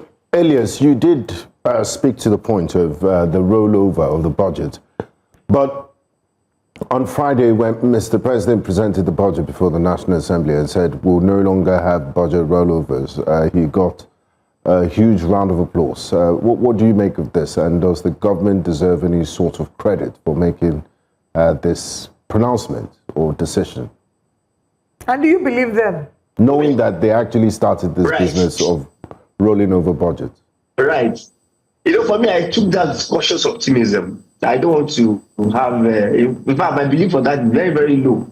Because if you have performed not credibly well as expected in budgetary implementation for 2 consecutive years. How are we sure that it's going to be well, catered to in 2026? Remember, 2026 is the election year as well. So most politicians target, how they can actually secure, their position as it comes. So for me, I have cautious optimism for that, and I don't think it's what we should be negotiating.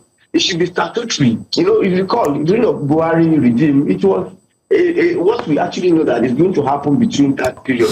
And recall, the National Assembly have to work on this budget as well. So they have not even approved. I'm sure they are going to do some, implement some adjustment and what have you. And that's not even commenced as at now. So I don't have a difficult, and that's why I said I will take that with cautious optimism. It seems to us, especially Nigerians right now, that there seems to be different explanation as regards what our tax laws are, tax system, the fiscal year. There's just way too much. And it would be nice if the federal government can put all of these things in clear perspective, possibly on a website, or maybe put out some form of information for every Nigerian to understand what it means for them. But you also have been following it, so I think the bulk will come to you right now. My next question is, what do you make of the fact that as we're going into 2026, Nigerians are not comfortable with the tax laws, especially the reform? We just talked about it with another guest, and you just mentioned it not quite long ago. Should the reform be postponed? And do you think it will do justice so that we can settle possibly well with the assembly and, of course, the executive before we roll out? So should it be postponed? My own would be no. The answer would be no. Let it commence. That's why we have room for amendment. That's why National Assembly must make sure that they are on top of their game. If we commence and there's some gray area, it can be adjusted and it can be amended. However, I think the government is not communicating as expected. You will recall that there is a particular issue that happened in this stock exchange where government said people have to pay a particular amount, and before within 3 days, the stock exchange have to suffer a lot of people withdrawing their money. It's portfolio investment. That was until the time we really actually came on board and said no, it is not going to affect your past dealing. It's going to affect going forward in January. And I expect the national orientation, the government to reassure people that this is to benefit Nigeria, not to actually bring problems. So I think the challenge now is that the communication gap. And that's what the Nigerian government must do more. We're in the age of social media. Someone will post something and people will take it hook, line, and thinker. So until government comes to actually be giving us the information without us even asking, since we are going to implement it, create a jingle around it, create an information around that. This is not going to. I recall that some people went and said that personally, 2 people came to me and said I should sign a reference for them. I asked. They said they want to open a new account because by January they said there's going to be a lot of problems in Nigeria. Say no, that. For me to encounter 2 persons, having that fear. Imagine how many Nigerians are having the fear of tax. New tax law implementation. So government needs to do more. As I sensitizing people, I saw there's another advert I saw, somewhere. Government was start, orientating people that this is for positive, activity, positive implementation for Nigeria. Government must do more in terms of educating, sensitizing people, and giving us confidence. And government must also be putting those information, like rightly said, on websites, on different platforms, so that we can actually assess it without, going deep. A lot of people will call you and say, hey, this is what do you think? Even you have to go extra mile or call somebody that is in-house before you can get the explanation. It's not a good one. We must work on our communication. All right. As usual, security would receive one of the highest allocations in the budgets. Education and health, even though education is not measuring up to what UNESCO typically prescribes in terms of what we should allocate to education here in Nigeria. But what markers can we use to track success in the various sectors that the allocations have been made for in the budget? And how can Nigerians be carried along or can follow up as well with this process and hold our leaders to account? Right. If you look at this government budget since 2024, I noticed that they have been able to increase those budgetary allocations for it was even very highest last year to health, education, and security taking the lead. Yes, it's a good one, but the problem lies in the budget release. How much have they released? That's the problem we're actually having. How much did you release among what you allocated? Because look at what is being rolled over. A lot of them are in health, a lot of them are in security, a lot of them are also in education and other social infrastructure. So that simply means that the budget allocating a higher amount is not a problem for this government. But actually, trying to implement those budgets and monitor those implementation by the National Assembly and Nigerians is the next thing that we need to do. So I think there must be a system whereby we follow the money and see how it can actually be tracked. Because for me, allocating or budgetary allocation is not enough. We must see them, being appropriated for. We must see them being released. We must see those funds being released, and we must see it being, used for the exact project they want to use for. I think that's my concern. Budgetary allocation is not a problem. Implementation is a major problem. Now, finally, before we let you go, Dr. Elias, about 30% of the proposed 2026 budget will go towards servicing debt and overheads. That's quite a huge amount and percentage for a country that is developing, and you're wondering how much more will be left to go into health and developmental projects. At what point in our nationhood are we going to correct this anomaly or free up money for social investment programs and to really meet the needs of ordinary Nigerians? Right. So my concern, let me take it from this perspective. I don't think we should do a budget that capital expenditure will not take 50% of that budget.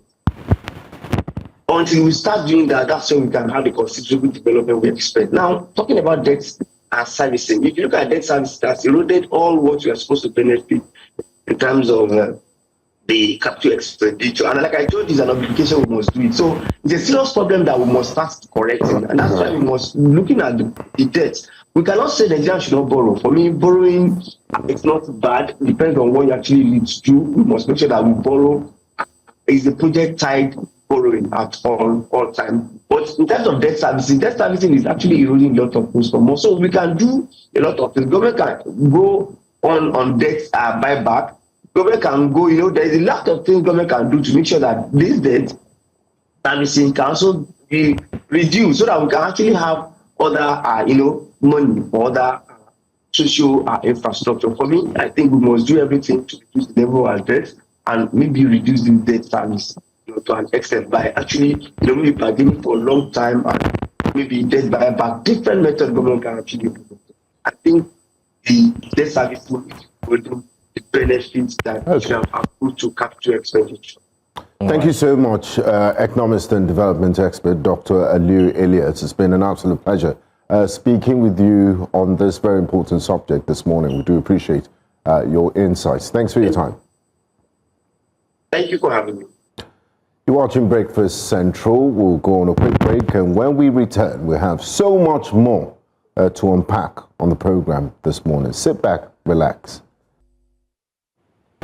Welcome back. The Nigerian federal government has announced a major policy shift, officially designating kidnappers and bandit groups as terrorists, a move that signals a tougher national response to the surge in abductions and rural violence, and is expected to expand the powers of security agencies in intelligence sharing and counter-terror operations.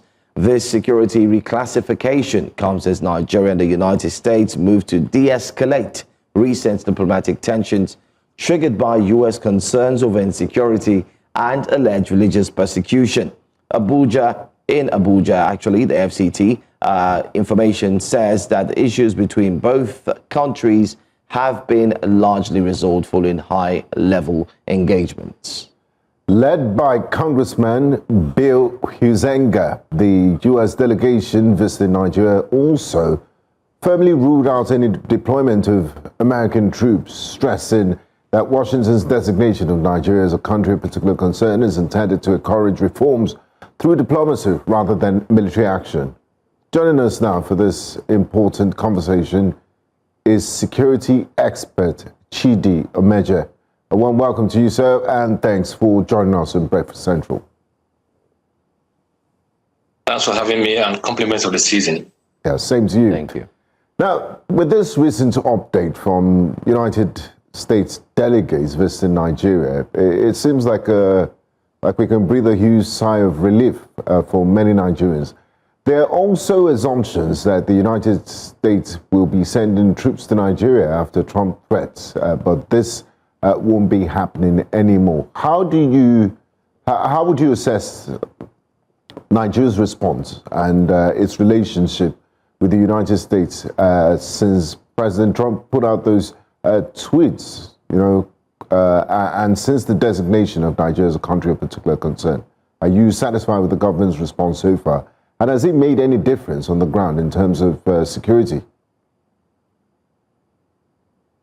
Oh, well, to ask me if I'm satisfied about the response is neither here nor there. The important thing is what is happening in our country. How are we faring? Are we secured? Are we free from the apron strings of these bandits? Those are the issues. But talking about what the congressman had said, the congressman was just making a suggestion. He was not saying categorically. I mean, the buck does not end on his desk. He has just come for investigation. He's not making any categorical statement. The whole thing, we have to wait for the president, President Trump, to actually kind of assess the information that got from both sides. Remember that Congressman Riley Moore was here some time ago, and then this team again came. So I think that by the time Mr. President, of course, the entire structure of the American presidency, by the time they weigh in, by the time they assess the situations, they will give the appropriate response. But that's not to say that the best response is to have American boots on ground. Even the American boots on the ground will not even solve the problem, because we need to actually take care of the entire, what we call positive factors. You have to take care of the root cause. If you do any root cause analysis, you see that the issues we are seeing are just symptoms of something much more fundamental, and you got to deal with those fundamentals before you get a hold of the situation. And in terms of Nigeria's response, of course, you see that's always been how we do things in this part of the world. We need somebody to kick our butt before we do the right thing. You notice how frantic the government was, how all those guys were running here to give a good account of themselves. Like I said in my opening remarks, I said, how are we faring? Are the issues abating? Are we still seeing incidents of banditry, terrorism here and there? Are we not seeing them? People have stories to tell. People in the hinterlands are actually facing the heat every day. So, but you see, each time we say all these things, we tend to, kind of look down on the efforts of the Nigerian armed forces in the first place. We must put that into consideration before we even talk about the Americans, because you see, we must actually, encourage our troops. They've done a lot. If not the fact that Mr. President had to weigh in at the point to say, look, we have to free the Nigerian police from VIP protection to be part of these efforts. This has only been the issue, because we have an armed forces that are totally, overstretched, but like I always say, thankfully not overwhelmed. And so by the time, if they get overwhelmed, then you see that nobody will sit here to talk, because these guys are actually very, very determined to overrun our country in terms of the ferocity of their attacks and the frequency of their attacks. All right, Mr. Omeje. By and large, yeah. I mean, I was getting to it. I know you were talking about the military, how they need the support, especially looking at the fact that the terrorists, as they have been declassified, are looking to outrun every single sphere, especially of security in the country. But my question to you is, in 2022, particularly in January, the former late President Muhammadu Buhari had designated or classified kidnappers, cattle rustlers, criminals, all of them, bandits, as terrorists. And he said it is a move to actually ensure that they can actually curb the growing insecurity. But here we are today. Despite the declassification, nothing has really changed. So what will make a difference now that you have another president, President Bola Ahmed Tinubu, classifying them as terrorists? What's the difference? What will make it change? What will make the difference is the political will to deal with the situation. What will make the difference is to put our money where our mouth is. What will make the difference is to see that commitment, that sustained commitment. It's not about mere pronunciation. It's not about mere proclamation. What it takes is to have the political will, for instance, to enforce the fact that there will be no police VIP protection. But you and I know that even as we speak today, that political will has not been, brought to bear. There are still people who are still illegally using these policemen, and there are still policemen who are still, illegally allowing themselves to be used. So it's about political will. The difference here, the late president lacked the will, even though he was a general. He did not have that willpower. He did not have that control, probably because of age and illness. He didn't have that firm control of situations. The guys around him wouldn't let him do anything because he was weak. And now we have this president now. If everybody held him as Jagaban of Nigerian politics, I want to see him as Jagaban of Nigerian governance. I want to see that political will, because the difference in the political look. What we mean by political will, the ability to stand your ground even when friends or entrenched interests and ideologues and all manner of powerful people are involved in issues. You get to be, stand your ground that they are the commander-in-chief. But here we are pandering to all manner of interests, all manner of political interests, all manner of religious considerations or geopolitics, all manner of things that actually weighing down on the political will. So, like I said, the difference between then and now, if we're going to see a difference, what will be different is if we have that political will to actually stand on our ground, and say this must be done this way and nothing else. That's all the difference, as far as I'm concerned. When you say political will, when we hear reports about how the hundreds of school children that were kidnapped have now been reunited by their families, they've been, rescued. And we don't get the behind-the-scene details of if these terrorists were actually arrested, what happened if they were neutralized, and, does that show political will? Does that show the political will to actually fight kidnapping? And when Nigerians are asking for that, are they asking for too much? That's what I'm saying. I have not seen that much needed political will. Because, let's talk about the Niger State kids that were abducted and now released. Now, we don't know exactly if they were released, if they were rescued, if they were recovered, how did they get back home? Was there any negotiation? Was there any ransom paid? Or were the captors, were they captured? Were they arrested? Were anybody killed? Everything is just fuzzy. We don't know exactly what transpired and how the kids got back to us. So these are the things. Look, we need clarity so that Nigerians will know. I always keep saying that communication is actually at the heart of everything we do. Government need to communicate well. They need to tell us exactly what happened. I know that, there are some issues that you don't need to bring to the public, but there are ones that the Nigerians need to know. We need to know exactly how those kids were released. If they were released or recovered, if they were recovered, or rescued, if they were rescued. Did we engage the terrorists? How many did we kill? How many did we arrest? We can't just say you got them back. So that meaning that if you just got them back, the guys who actually took them are still there, and the possibility of them carrying more kids are there, and maybe they'll even do more because you may have paid their money. In that way, you have fortified them even more. So we get to know exactly all this. So as far as I'm concerned, the political will is yet to be seen. I'm not saying that, like I told you, I said what will make a difference between what we have. All right. Okay, Mr. Chidiomoji, we'll go on a quick break. We still have quite a lot to unpack on this issue of insecurity. Do stay with us. We'll be right back. You're welcome back to Breakfast Central. A United States delegation visiting Nigeria has ruled out American boots on ground as Nigeria has been classified as a country of particular concern. And joining us for this discussion this morning is security expert Chidi Omeje.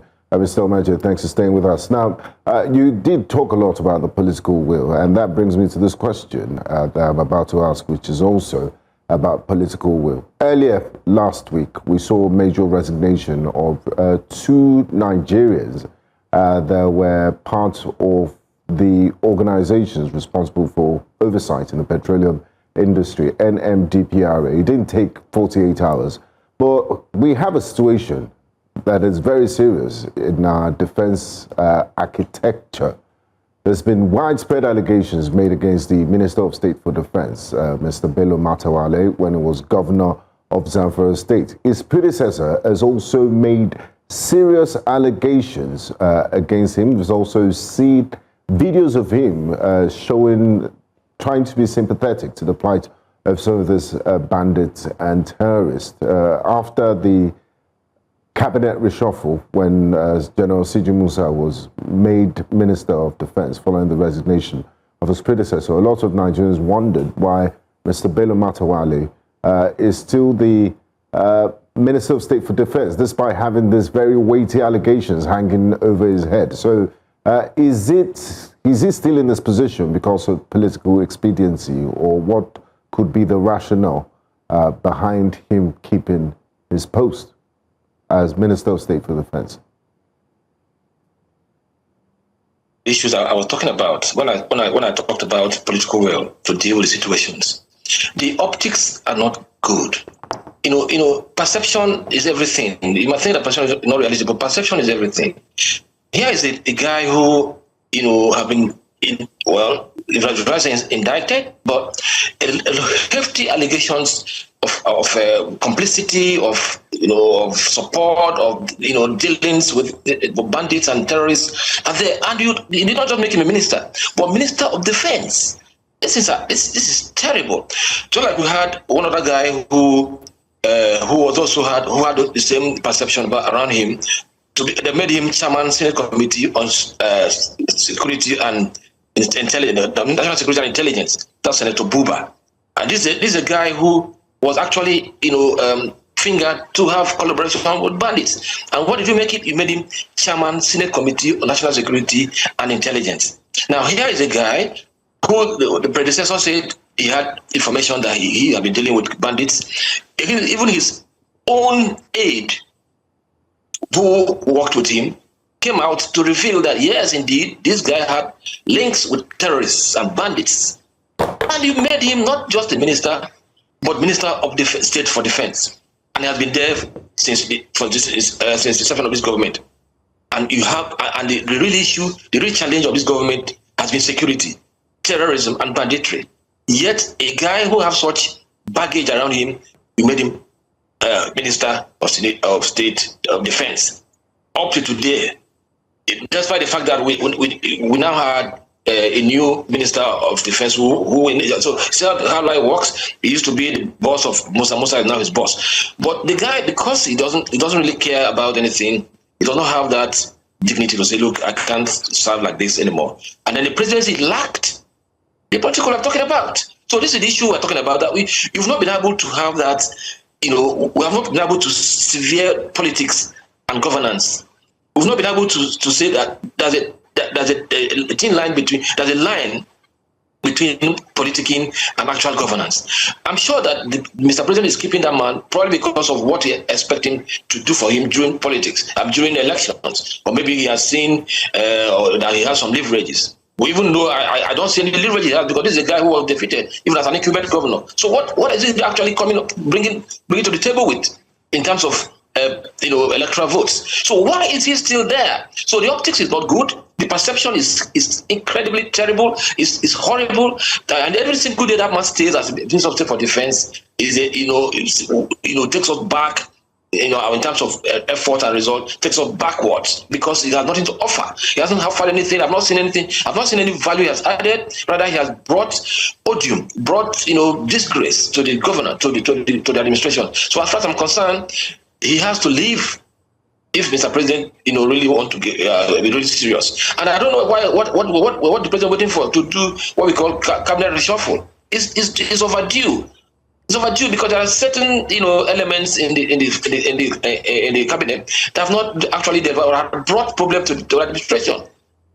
So, for instance, this guy in the Minister of State for Defense, and then of course the Minister of FCT, these are guys who are bringing bad image to the but he doesn't care, probably because he believes that those guys have some value to add in terms of politics and politicking. So that's the issue I'm talking about, political will. Okay, Mr. Obeje, just recently, the Chief of Army Staff had a conference in Lagos, which was the conference which reassessed Nigeria's army and fight against insecurity. The conference had the former Chief of Defense Staff, had retired army generals, people were all there gathered. And in his speech as well, he said the army should go ahead and crush the terrorists and the likes. We've equally heard this many times again, where even the previous Chief of Army Staff and the likes also said, go out there and crush. But when you look at this statement made boldly, the soldiers on ground usually have recorded videos, and they've said that oftentimes when they want to act on that action, on that statement, they're being told don't. So how can we eventually solve this issue of going out full force to ensure that these terrorists are taken out, especially from the forest or wherever they're hiding? And I'd like you to also speak on the commercialization of the terrorists, because kidnappers are now terrorists, that's what they've called them, especially with what we see during this Yuletide season. Okay, that particular pronouncement, or rather, that buzzword, that war cry, go out there and crush them, go out and do this, go out and do that, is expected. That's the only way. That's it's like charging the troops to go and do the job they're supposed to do. But this thing I've been flying around that soldiers who are almost at the nick of doing something, they were asked to not to stand down. Look, the current Minister of Defense, who was the immediate past Chief of Defense Staff, had actually said it, that the moment you are deployed, you have the orders already. Nothing, no going back. Once you see anything that is counter, that is, like sound like an adversary, you bring it down. You don't need anybody to say, stand down. That's what the minister said. So he made it very clear. So that claim should not be tenable anymore. Our troops must go ahead. The moment they are deployed into the theater, they have that freedom of action, freedom of operation to deal with the situation. So nobody should hide under that stuff. But then back to other issues you talked about. Look, the one thing we need to talk about is the welfare of troops. Welfare of troops in terms of giving them what they need the combat enablers they need to do the job. And I remember that this current Chief of Defense Staff, who was the immediate past Chief of Army Staff, he had a philosophy. He said, soldier first philosophy. He centered his command structure, command philosophy around the soldiers. He believed that if we take care of the soldiers, I'm talking about the troops, then they will be able to deliver. And they take care of them in terms of the welfare condition, in terms of their families being settled, having the psychology, the conducive psychology to know that indeed, things are going well. So these are the issues around. We must help our troops. How do I mean? We must look beyond some of this rhetoric, some of this, battle cries and all that, to say, how do we ensure that our troops get what they want? Be it in the theater of operation, be it elsewhere, because once you are a soldier, once you are a military person, you have actually signed to lay your life for the country if need be. So these are a very exceptional kind of career that we must pay premium in terms of how do we support them. So we mustn't distract them with some of those rhetorics. I don't know some of that question you asked because they lumped them together. What else? Can you remind me? Yeah. Well, a lot said, and we've taken note. I mean, These points are points that we hope we would see change now that they've been declassified as terrorists and they've been charged, especially the army security operators have been charged to go out there. Thanks for your points. Hold on, let me talk about the issue of classification. You know, there's something it does to the soldier or does to our psychology. Okay. Because of all this while you brand these vicious terrorists, you call them bandits, you call them kidnappers, you call them thieves, you call them this. No, they are terrorists. And once they are terrorists, you know that you don't have any reason to withhold the action you take against a terrorist. That means the soldier out there have no reason to stand down. You just fire them, just eliminate them. That's how terrorists are not to be negotiated with. Terrorists must be dealt with there and then. They must be eliminated. So that is why it is important that we designate them as terrorists, so that nobody will hide under any cloak to operate and say, oh, they're bandits. Sometimes they're bandits. Look at what one guy called Gumi said, that these are bandits. That sometimes they don't mean they are terrorists, and we must designate them so. So that's very important. Thank you so much, Chidi Omeje, security expert, for joining us this morning. Thanks for your time. Thank you. Merry Christmas. Thank you. The federal government has formally handed over the 130 rescued students and teachers of St. Mary's Catholic School, Papiri, to the Niger State Government. The handover ceremony took place at the Government House in Minna, following a successful rescue operation coordinated by the Office of National Security Advisor. News Central Sakir Ibrahim reports from Minna, the Niger State capital.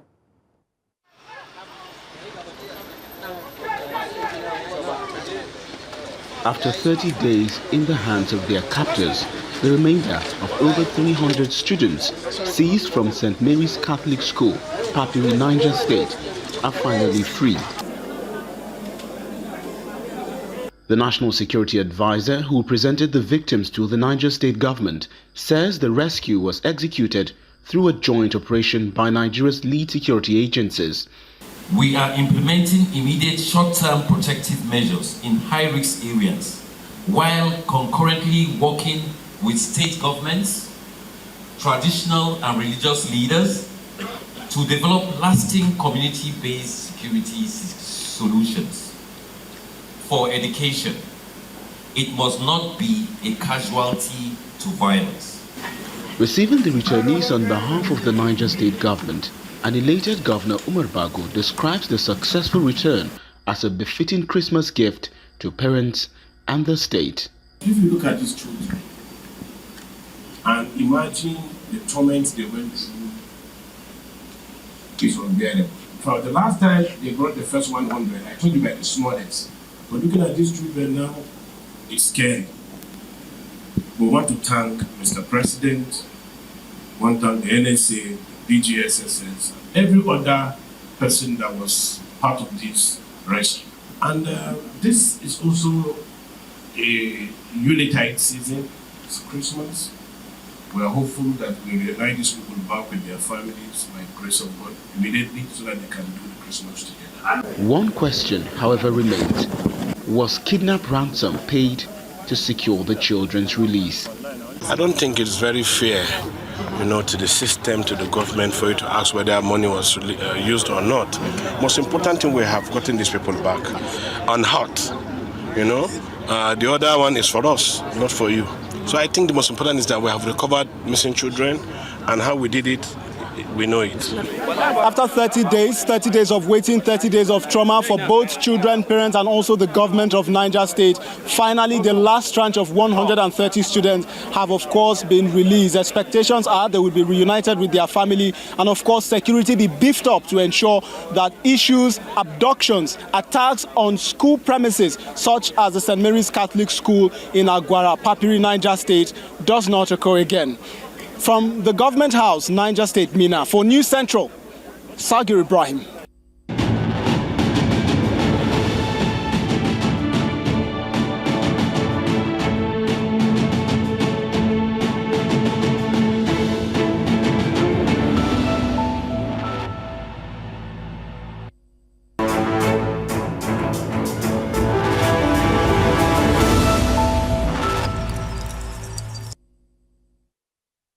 Let's take a look at what the news is definitely saying. Breakfast headlines here The federal government has formally handed over the 130 rescued students and teachers of St. Mary's Catholic School, Papiri, to the Niger State Government. The handover ceremony took place at the Government House in Mina, following a successful rescue operation coordinated by the Office of the National Security Advisor.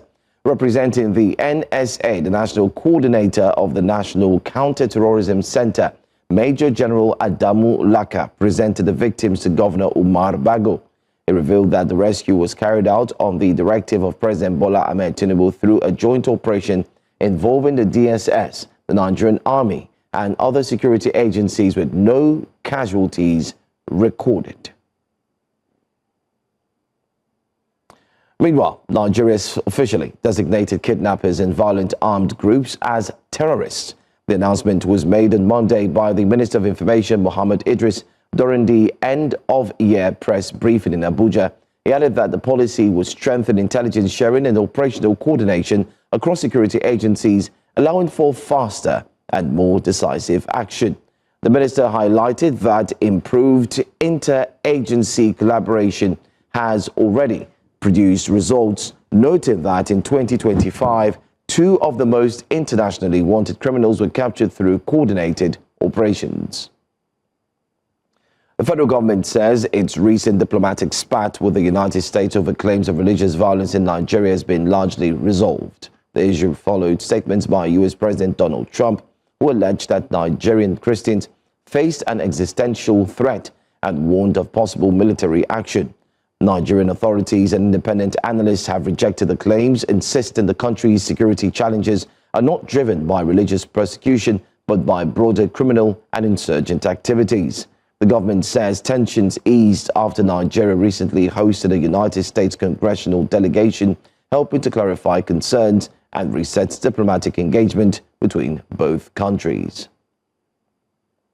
Chairman of the Presidential Fiscal Policy and Tax Reforms Committee, Taiwo Oyedele, has urged Nigerians to allow lawmakers to complete their investigation into claims of discrepancies in the newly gazetted tax laws.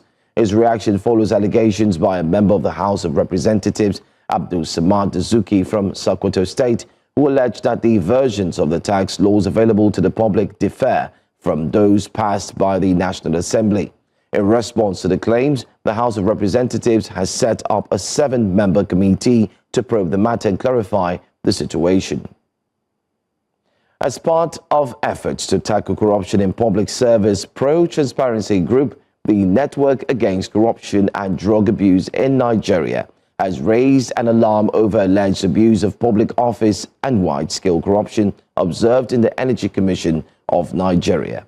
The group, while speaking to newsmen in Abuja, says that it has uncovered overwhelming evidence of corruption against executives of the commission and called on the federal government to initiate a probe into the commission with a view of bringing those responsible to book. For too long, corruption has been the cancer eating deep into our national fabrics, weakening public institutions, draining national resources, sabotaging development, and eroding the confidence of citizens in governance. Today, we raise the alarm over grave and well-documented findings pointing to systematic abuse of public office within the Energy Commission of Nigeria. Our organization, the Network Against Corruption and Drug Trafficking, has uncovered overwhelmingly evidence revealing a disturbing pattern of suspected corruption, contract splitting, embezzlement of public funds, and gross abuse of office involving the illegal and fraudulent award and payment of contracts to 5 companies. You'll get more of the news when you join Blessings Masugu on the 12 report. That's 12 o'clock later today here on News Central to get a fuller news bulletin. And that's all on Breakfast Headlines. Stay with us. The front pages of the newspapers is up next, where you can join in, call and share your opinions after the break. Thanks for staying with us.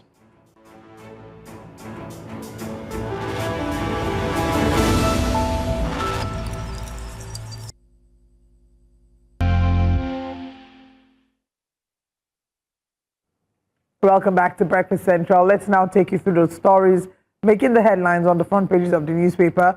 Remember that you can call in. The numbers to call will be displayed on the TV screen. You can also react by dropping a comment in the chat box via YouTube Live, where I'll go to pick up your comments. But joining us this morning is Public Affairs Analyst Dr. Ojo. It's great to have you. Good morning. It's good to be here. Aku budget presentation. Morning. Yes, and compliments of the season to you. Compliments of the Have you taken your daughters to see Santa Claus or Father Christmas? The one that came from Norway is in Edo State right now. So my friend actually, or they don't believe in it. No, my friend actually proposed that I should come be the Father Christmas for her school. So we're still having a conversation about what the payment will look like. So don't worry. Don't take Father Christmas. I think Spider-Man is better. But let me show you something. This Nigeria, just look at this Nigerian newspaper. Let me put it there. Don't go too far. Since I don't know about what it looks like, but what you're about to see, this one has green face. I don't understand where it's Nigeria, from. Please. So this is Father Christmas with a squeeze of this is green. not Father Christmas. This is Father Xmas. See, because if you look at the face, it's green, and it's a Grinch that is green. Okay, but the big story there. This is Ikeja, Aolo Road roundabout, by the way. Allen Avenue, Ikeja. Allen Avenue. Benga, that means, are you sure this is not Benga? No. How did you know this? It's an inanimate object. Actually, I think once in my lifetime I have to dress as Father Christmas just to surprise my children. Sorry, it's a masculine thing. There's no Mother Christmas. It's Father Christmas. Okay. There's no gender balance there. Hey, wahala. Sorry. I'm sure feminists won't like this. There's always Father Christmas. And women, I've heard women complain that most problems of women start with men. Meningitis, menstrual pain, mental problem. I agree. Men. They need to change the nomenclature. But let's get straight to what we came here to do. I think that this big headline affects this business. This headline affects you. Federal government makes drug tests mandatory for jobs. I think that should cut across board. Private sector, public sector, politicians, and even in the media. So that certain persons can be checked before they come on a Tuesday morning. I agree. Policy targets substance abuse, raises civil service integrity questions. Nigerian-U.S. ties stabilized, says Minister Idris. It's stabilized, but yet they didn't usually give your people that apply for citizenship, and they are not giving visa to you, but it's stabilized. It's stabilized on the fact that they're not invading us. They're not coming all guns blazing. Yuletide, Kogi, others battle to ease Lokoja-Abuja gridlock. Nelfon, over 150 billion naira spent on 788,000 students. Tinubu directs security agencies to end kidnapping of students. So if he doesn't end it now, if he doesn't direct them, they will not end their jobs. President's interventions here to impact MSMEs, according to business owners. This drug test, are you excited about it? Okay, so I think it's what is necessary at this point, and I do not want to go into how things have actually got extremely worse with people, especially young people and adults abusing substance and drug. It's extremely alarming. It's come to a point now where if anybody is able to raise any child that is not abusing any kind of drug, you should actually, such people should receive some kind of accolade. And it's not limited to the rural area. You know, we used to think, it's the ghetto kind of thing. It's across board. Unfortunately, people make a whole lot of fortune out of this drug. And I think the target should be more of also cutting the supply. Cutting the supply is also necessary, and reorientating the people to note that no matter how difficult situation may be, when you have the right mindset, you can actually overcome it. Where are we losing the battle? Is it home training or enforcement on the part of the government? So I think it's a combination of a whole lot. At every point in time, go check society. When the economy becomes a bit turbulent, the number of people who abuse drugs also come on the high, because people just want to find an escape from their reality. From their reality. And that's there. Also, the capacity collapse in the home front. Everyone is looking for survival. Nobody is paying particular attention to the well-being of the other person. Today, you just see that we are even losing the second generation family. You don't get to know the child of your brother's, your father's brother, your uncle, and all of that. Mm-hmm. Everybody seems to be in their circle now, struggling to make ends meet. Or they are jacked.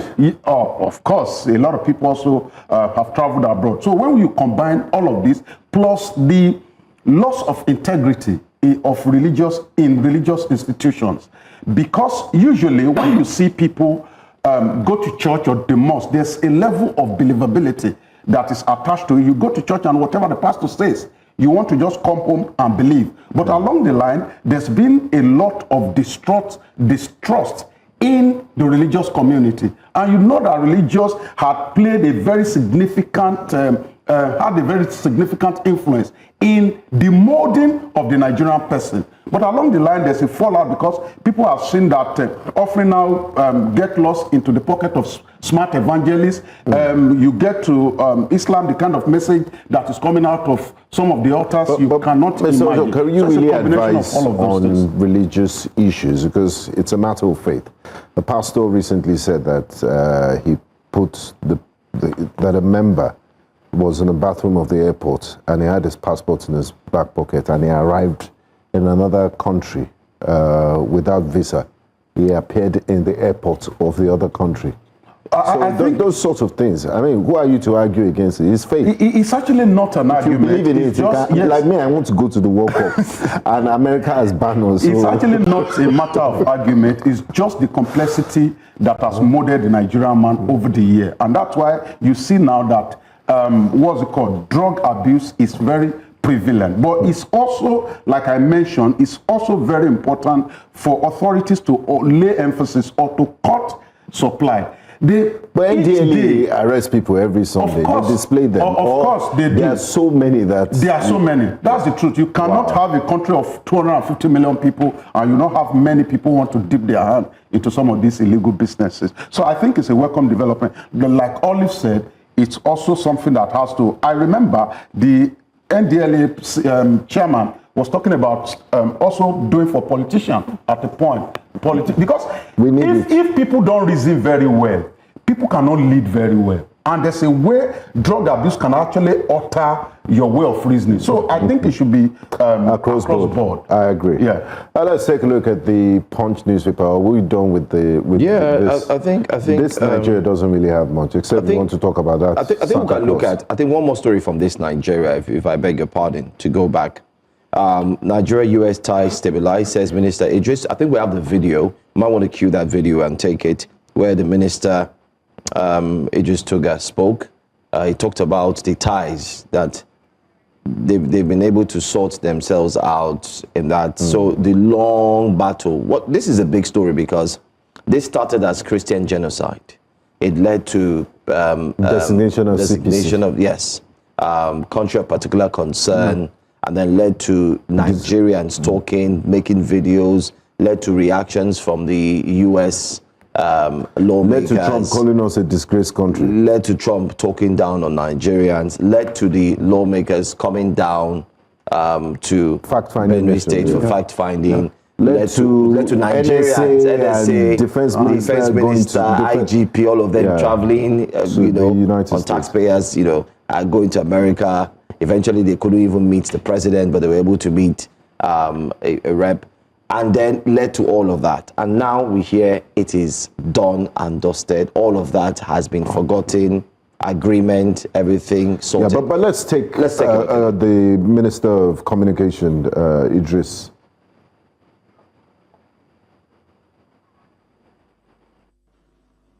In 2025, and all of you are aware of this, we navigated a very complex international diplomacy with maturity and also with principle and with dignity that Nigerians are known for.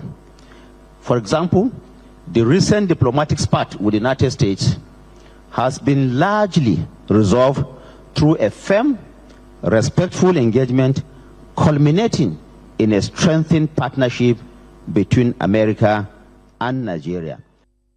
Okay, so let's get your reaction to this. So I think one of the major issues that we need to agree on is the fact that there was an insecurity problem.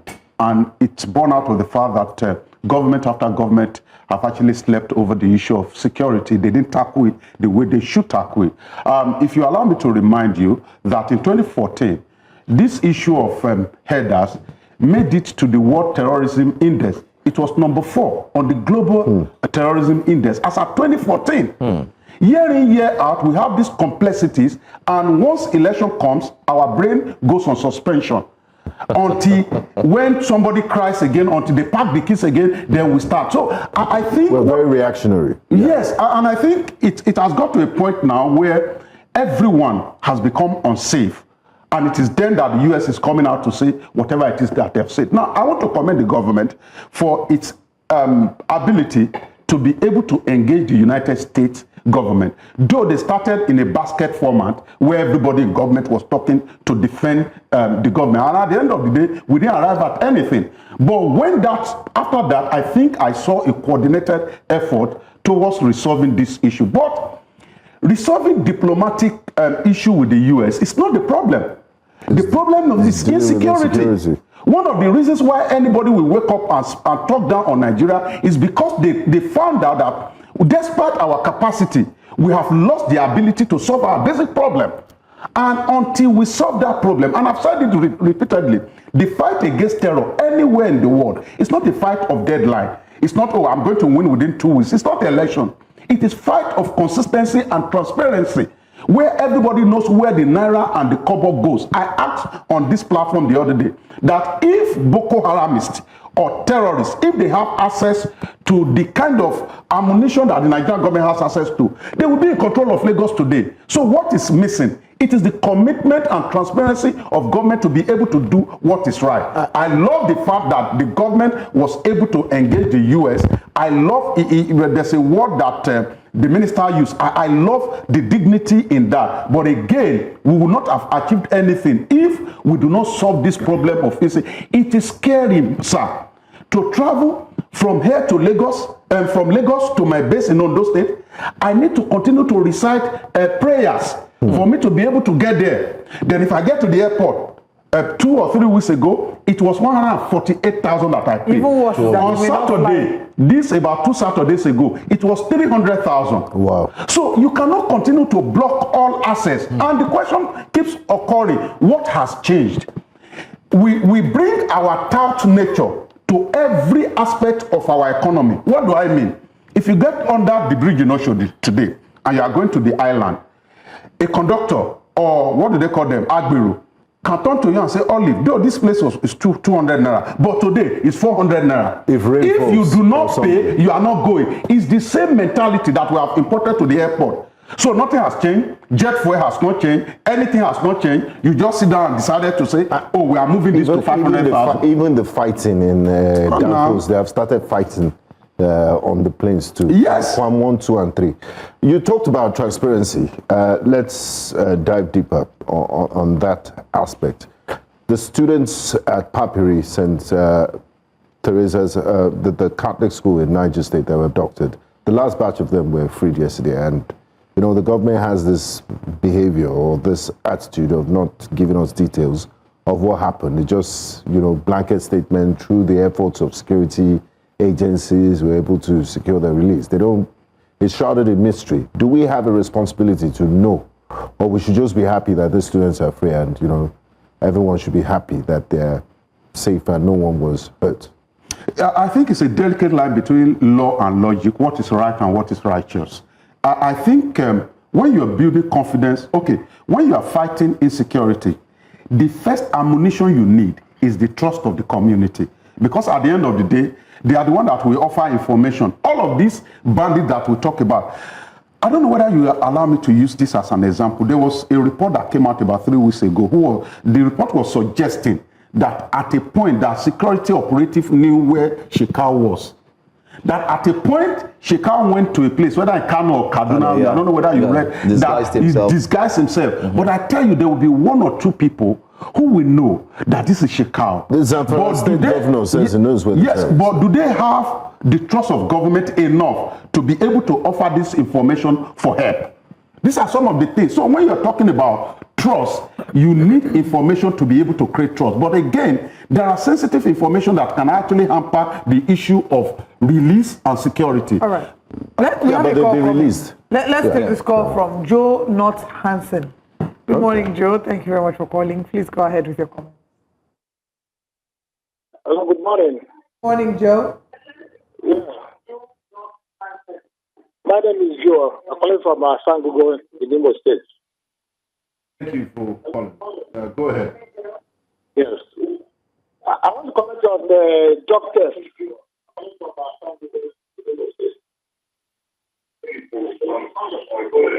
Okay. It should also be extended to public property like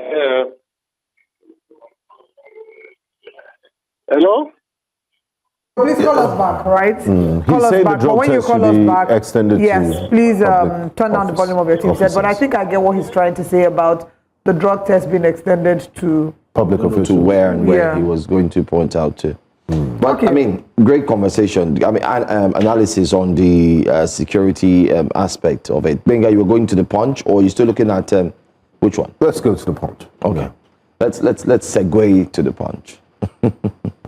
Front page of the Punch: LGs demand direct funds as states receive 7.43 trillion naira. I absolutely agree with this. I mean, but let's. I think we should anchor there for a bit. We've been talking about this autonomy. The president, there was a landmark ruling by the Supreme Court, but still, the state governors are still holding on to some of these monies. And if you look at the inner roads in Lagos, the refuse, they're in a terrible state, and you can't really blame them because of autonomy and lack of funding. What do you make of this? And on Friday, the president, in a meeting on Thursday with the APC Congress members, he said if they don't follow the autonomy, he's going to remove it from their federal allocation and give it to them directly. But let's take this call to get your reaction. Uche calls us. Uche, good morning. Good morning, everybody. Good morning to you. Welcome. Please go ahead. Listening to Governor of Niger State, one will weep for this country. Regards to those children that are being either rescued or returned or paid for whatever people can say. You see, the man was talking as if that this is a Christmas gift. Failure of governance. You fail to secure people in your state and you are calling it Christmas gift. It's a pity the way these people are thinking, and you can't ask them questions how they rescue the people, whether they pay ransom or not. It's for them. This is a man that is enjoying taxpayers' money. He will enjoy your money. Then you won't ask him a question. Nigeria is far from, reaching at the peak of governance. Because I have said it time with that number. Our docility is a problem. You talk about banditry. They are now saying bandits are terrorists. These are terrorists from, the beginning of the activities. Someone can come to your house and terrorize you, kill people. You say it's only banditry. And then, I can't understand the kind of government or people in government. Our forefathers, if they are seeing what is happening, they will be crying in their graves because we don't have leaders in this country anymore. God bless you people. Where you cue that soundtrack that you used yesterday on your Instagram, that Nigerian movie soundtrack. Why? Yeah, it's really, really sad. I don't know if you've seen the video though, but anyway, there are two different things. The governor of Niger State was saying it's a Christmas gift. Their return. The return of the children. You see, no leader can actually outperform his mindset, and that's why we don't have accidental leaders in Nigeria. And I don't want us to create that impression of helplessness. There's nobody today who does not know how a leader will behave when he gets to power in Nigeria. That's not, of course, it's clear. It's clear with their antecedent, it's clear with their exposure, it's clear with what their conviction. But at the end of the day, these people still find their way into power.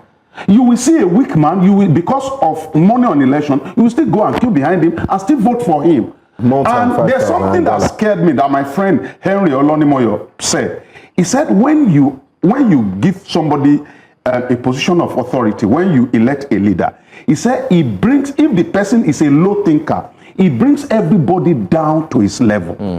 I am yet to recover from that statement, and to confirm that when a couple, when two people get married, as years go by, they begin to look like each other, either with the way they behave or facially. Fact. It is the same thing that happens when you have bad leaders in position of authority. Everyone who is working with that bad leader will begin to behave like him. And that's the concept of leadership that has killed us in this country. If not, like Mr. Oche said, the essence of governance in the first place is for you to secure people, not to pay ransom, not to rescue them. That's the first line of authority. And if you fail on this, even when you rescue them, you should rescue them with apology. Yes, you should be embarrassed. Just like when people say that a government that comes into power messes up the economy, the exchange rate, and then so at the time when you came in, we used to buy rice at 50,000 naira per bag, and then it increased to 120. Then when it comes down to 100, you expect us to be rejoicing. To say the rice was initially at 120, now it's at 100. So it's fixing a problem, providing a pseudo solution, and expecting citizens to be excited. And you know what he said about leadership, that you begin to look like that your brain is the best you can give. It brings us back to what we discussed this morning on Wake Up Conversations with Governor Odudu, saying he has many cabals in his government, and the cabals have been approved by Yaya Bello. You see, leadership is everything, and we'll continue to talk about this concept of leadership because it's not even, it's beyond the subject of being a position. Leadership is what people should deliberately inculcate, because the failure we have in this country now is a failure of not just leadership of position, it's a general capacity collapse. And one very bad thing about leadership is that leadership can set a wrong standard for followership to follow, and you will not know. You just look at these people now that are rescued. Something has been uttered in their head. They won't know. Something is wrong with them. And they grow into this with this kind of mentality, and they begin to behave in a certain way. Some of these things are not supposed to happen. A leadership teacher was talking about people who were writing exam with torchlight, white, some months back. They were writing the exam. And he came out to say that you don't know the implication of this. That these people now think that this thing is right, and they grow in that mindset. And they don't have any expectations, limits their expectations in life. Let's see the video. Let's see the video of the governors. Let's start off with, let's see if we can have Governor Bago first, where he talked about the children while receiving them from the kidnappers' den. The torments they went through is unbearable. For the last time they brought the first 100, I told you about the smallest. But looking at these children now, it's scary. We want to thank Mr. President, we want to thank the NSA, BGSSS, and every other person that was part of this rescue. It's unprecedented. It's never happened like this in Nigeria, for you to get everybody back on hot. So we thank God. And this is also a unitide season. It's Christmas. We are hopeful that we reunite these people back with their families by the grace of God immediately, so that they can do the Christmas together. Yeah, all right. We have it. You know, they can do Christmas together. It feels like the bar when it comes to leadership. The bar is really on a daily basis. That was a conversation this morning. When it comes to leadership, it seems, and there's another video of the governor of Kogi State, His Excellency. Can we have that video? Staududo. Take a look. I am proud to tell you that I have Kaba. One of the achievements of having Kaba is what we are about to commission here. The leader of my own Kaba, approved by His Excellency Niger Bello, Dr. Habiba Tijani Aliu, FCNA, the Accountant General of our day state. Auditor General is a member of this Kaba. The party chairman is a member of this Kaba. SA protocol is a member of this cabal. The commissioner for local government and chieftaincy affairs is a critical member of this cabal. How I wish my own cabal then could perform even 1%. Cabal. Where have we gotten it wrong with leadership? Why is there so much too much meaning into this thing? That's I mean, it's not so much of a big deal. It's trying to say that they have a group of people that work together for the advancement in the interest of the state. That's all that he's saying. Yeah. Okay, so leadership, there are 3 C's that are very, very central to leadership. One of them is communication. Intentions don't grow community. It is how you pass your information across that talks about a community, whether it's growing or not. And I do not like a way where we deliberately or otherwise make mess out of our leadership objective. You don't need a cabal to develop anything. You don't need a cabal. It's just, and when you get to Kogi today, I stand to be corrected, and maybe I will embark on that trip just for me to see how how Kogi has actually been developed. So I think our leadership recruitment process in Nigeria should be a bit improved upon. It shouldn't be that I have done my 2 tenures and I just handpick anybody and say you have to continue. So we need to have internal democracy in yes, parties. Even if that happens, the people must know that they have the capacity to actually say no to such an. But how do we fight such a system where everything depends on money? Because that godfather is the one that is bankrolling his campaign, and you almost, you can see the connection between Governor Ododo and his predecessor. It's almost like he never left office. He's now Governor Emeritus, because he reveres him. He's always making reference to him. You know, he says things. Even this cabal, he said that it's been approved by Yaya Bello. So where's the hope? Where's the light at the end of the tunnel? So I was saying, and I'm going to start from the issue of godfatherism, because I was saying the other day, a lot of people didn't understand blah, blah, blah. And I said there's nothing wrong about godfatherism. The concept of godfatherism is the concept of mentoring. Yeah. Yes, I cited an example of Catholicism, that if you want to get married, they ask you who is your godfather, because they want you to pattern your marriage after somebody who has what they call testimony. Who has lived by example.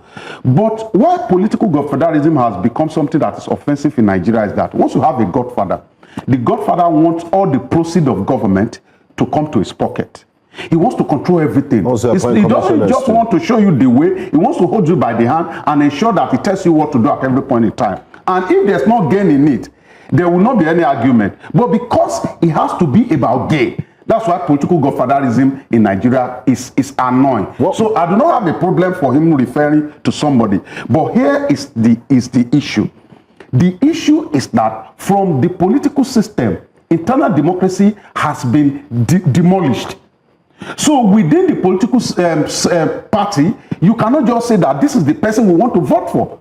At the end of the day, 18 political party plus 1, they present anyhow candidate. And from all of them, you are I just need one that is sane, you cannot find. And in cases where you can find, the money that they make available on the day of election will blind a lot of people. They've increased the money again. They've blind a lot of people. Has been increased. I was citing an example here of a Southwest governor who was preparing for election. And they said, and this is not a third party kind of conversation, okay. And they said that on the day of election, they need about 2.54 billion. On the day of election, I'm not talking about last year. I'm talking about when billion was billion. What do you need 2.54 billion for on the day of election? They are going to distribute it. Yet, there's a provision in our electoral act that states of how much anybody can spend in each of the offices you are gunning for. Nobody is looking at this direction. So what happens is that politicians are now wise. They use money to derail the decision of the people during election. And at the end of the day, the people cannot have access to the dividends. We have a phone call. We have a phone call. And after that, I'll take comments from YouTube. Good morning. Thank you for calling. Ekwecha, please go ahead. Good morning, and compliments of the season to gentlemen and the lady. The guy who is analyzing this morning is talking as if it's not in Nigeria. Let me just give you one example.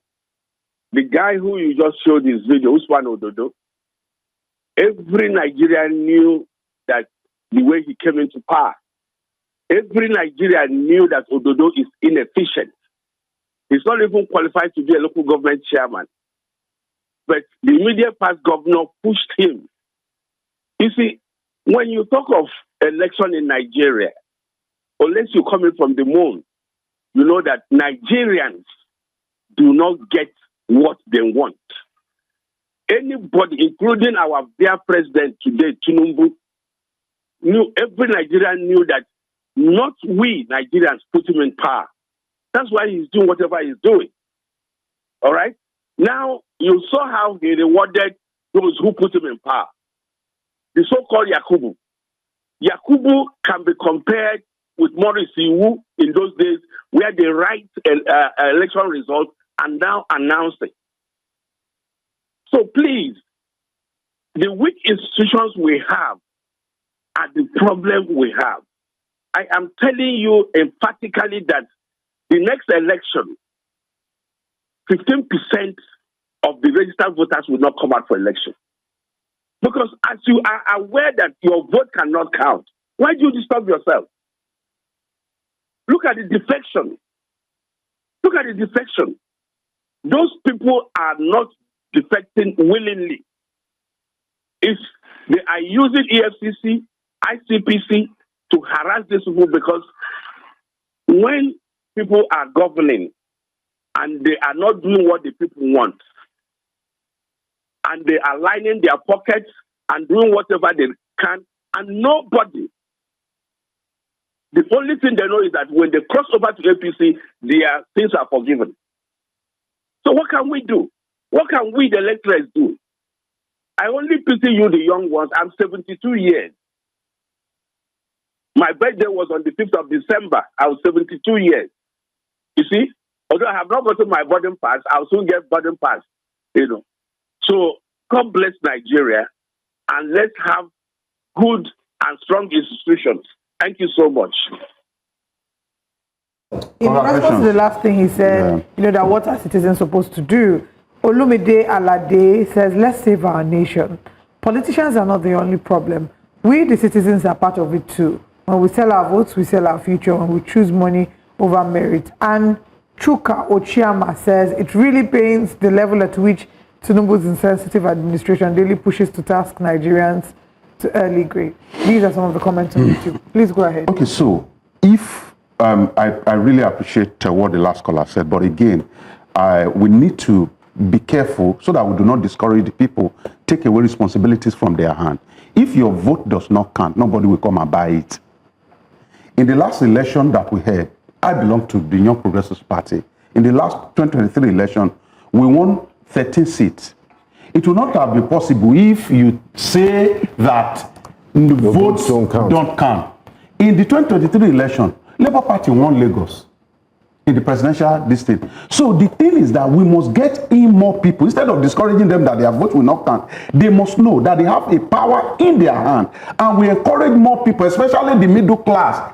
Middle class, and one of our problem, middle class, they don't come out to vote. I'm telling you, they have left election into the hands of market women. If those people who know they are right from their left populate the election process, you will see that. See, we sit down in political party meetings across all the political parties, and I'm looking at some of them, and I'm praying that how I wish this person is the chairman of this person, and the person I'm wishing for is saying that I can never get involved in politics, and I'm seeing a problem that the person can solve. But because they discourage you, they just do like this, and before you know, you run away from there. Please, let's get middle class. Let them populate the process. Once they populate the process, all of this manipulation that we are talking about will reduce. And he was also talking about this person aided this person. These people we are mentioning today, the members of INEC, are they not Nigerians? They are. So when we make a deliberate decision that we want to move forward, we will move forward. So don't let us create an impression that we are helpless. Nigerians are not helpless. So the day we decide that we want to get out of this problem, is the day we will actually get out of the problem. Helpless. Let's go back to the Punch newspaper. And we haven't Joe taken and Oliver, I hope Nigerian you've taken that call to action. We need people like you in politics. You've done enough in journalism. Why are you exempting yourself? What's he talking about? What's he talking about? Let's go straight to the newspaper, please. We've taken... Okay, so I think we're looking at the... Kwam 1 loses bid to block Awujale's selection process. You're a Yoruba man, and you're very steeped in tradition. Now, there are many issues to unravel here. The kingmakers there say that he's not their citizen. And in traditional Yoruba history, it's not the king that is meant to, it's not the gods that are meant to select who the king is. Yes. Are we now going to court to choose who the king is? And another issue, the spat. And we've seen that, you know, traditional titles have just been handed in the last 2 weeks. The president's son was made something of Yoruba land in Ibadan by the Alafin of Oyo. And then we saw the wife of the president was also made a chief by the Oni of Ife.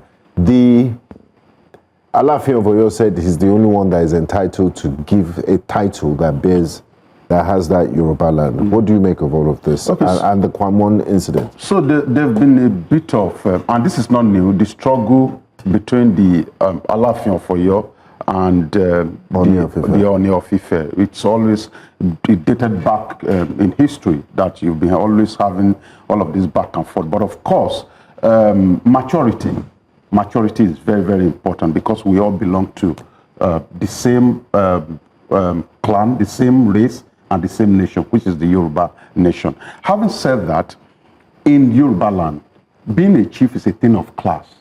And so when you have an opportunity to be made a chief, it's something honorable. But why is it politicians that are now getting... That's the problem we have. Politicians have politicized everything. In fact, it's not the word politicized. Politicized is friendly. They've put politicking in everything. And I keep saying it, that they leave what is more important and they always concentrate on who becomes what in the traditional institution. And it's so annoying. Since they've got the power to choose who becomes what, you discover that tradition has been altered. And we do not want a situation where politician is dangerous. Once you get to a society where politician controls everything, if you leave your economy in the hand of politicians today, they will wreck it. Spiritual matters, traditional matters. All the matters you now submit into the hand of politicians, they will wreck it because politician is only concerned about self-praise and next election.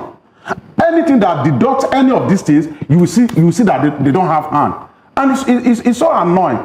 On the issue of, you were talking about the gods, you know, I was telling a group of Christians, I told them a scenario of what happened, a scenario rather, that the gods actually through the oracle appointed somebody to be an Oba in a particular place. And the governor appointed another person to be an Oba in that same community. And I asked them, who do you think is the present Oba? So a group said, oh, the one appointed by the oracle. You are right.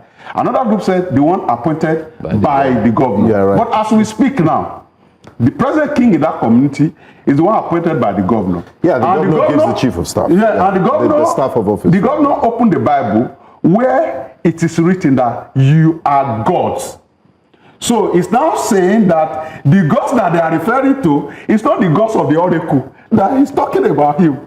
So now he has successfully appointed who becomes the king of that community. That's on a lighter note. But the truth is that the government now takes decision on everything that pertains to life and living.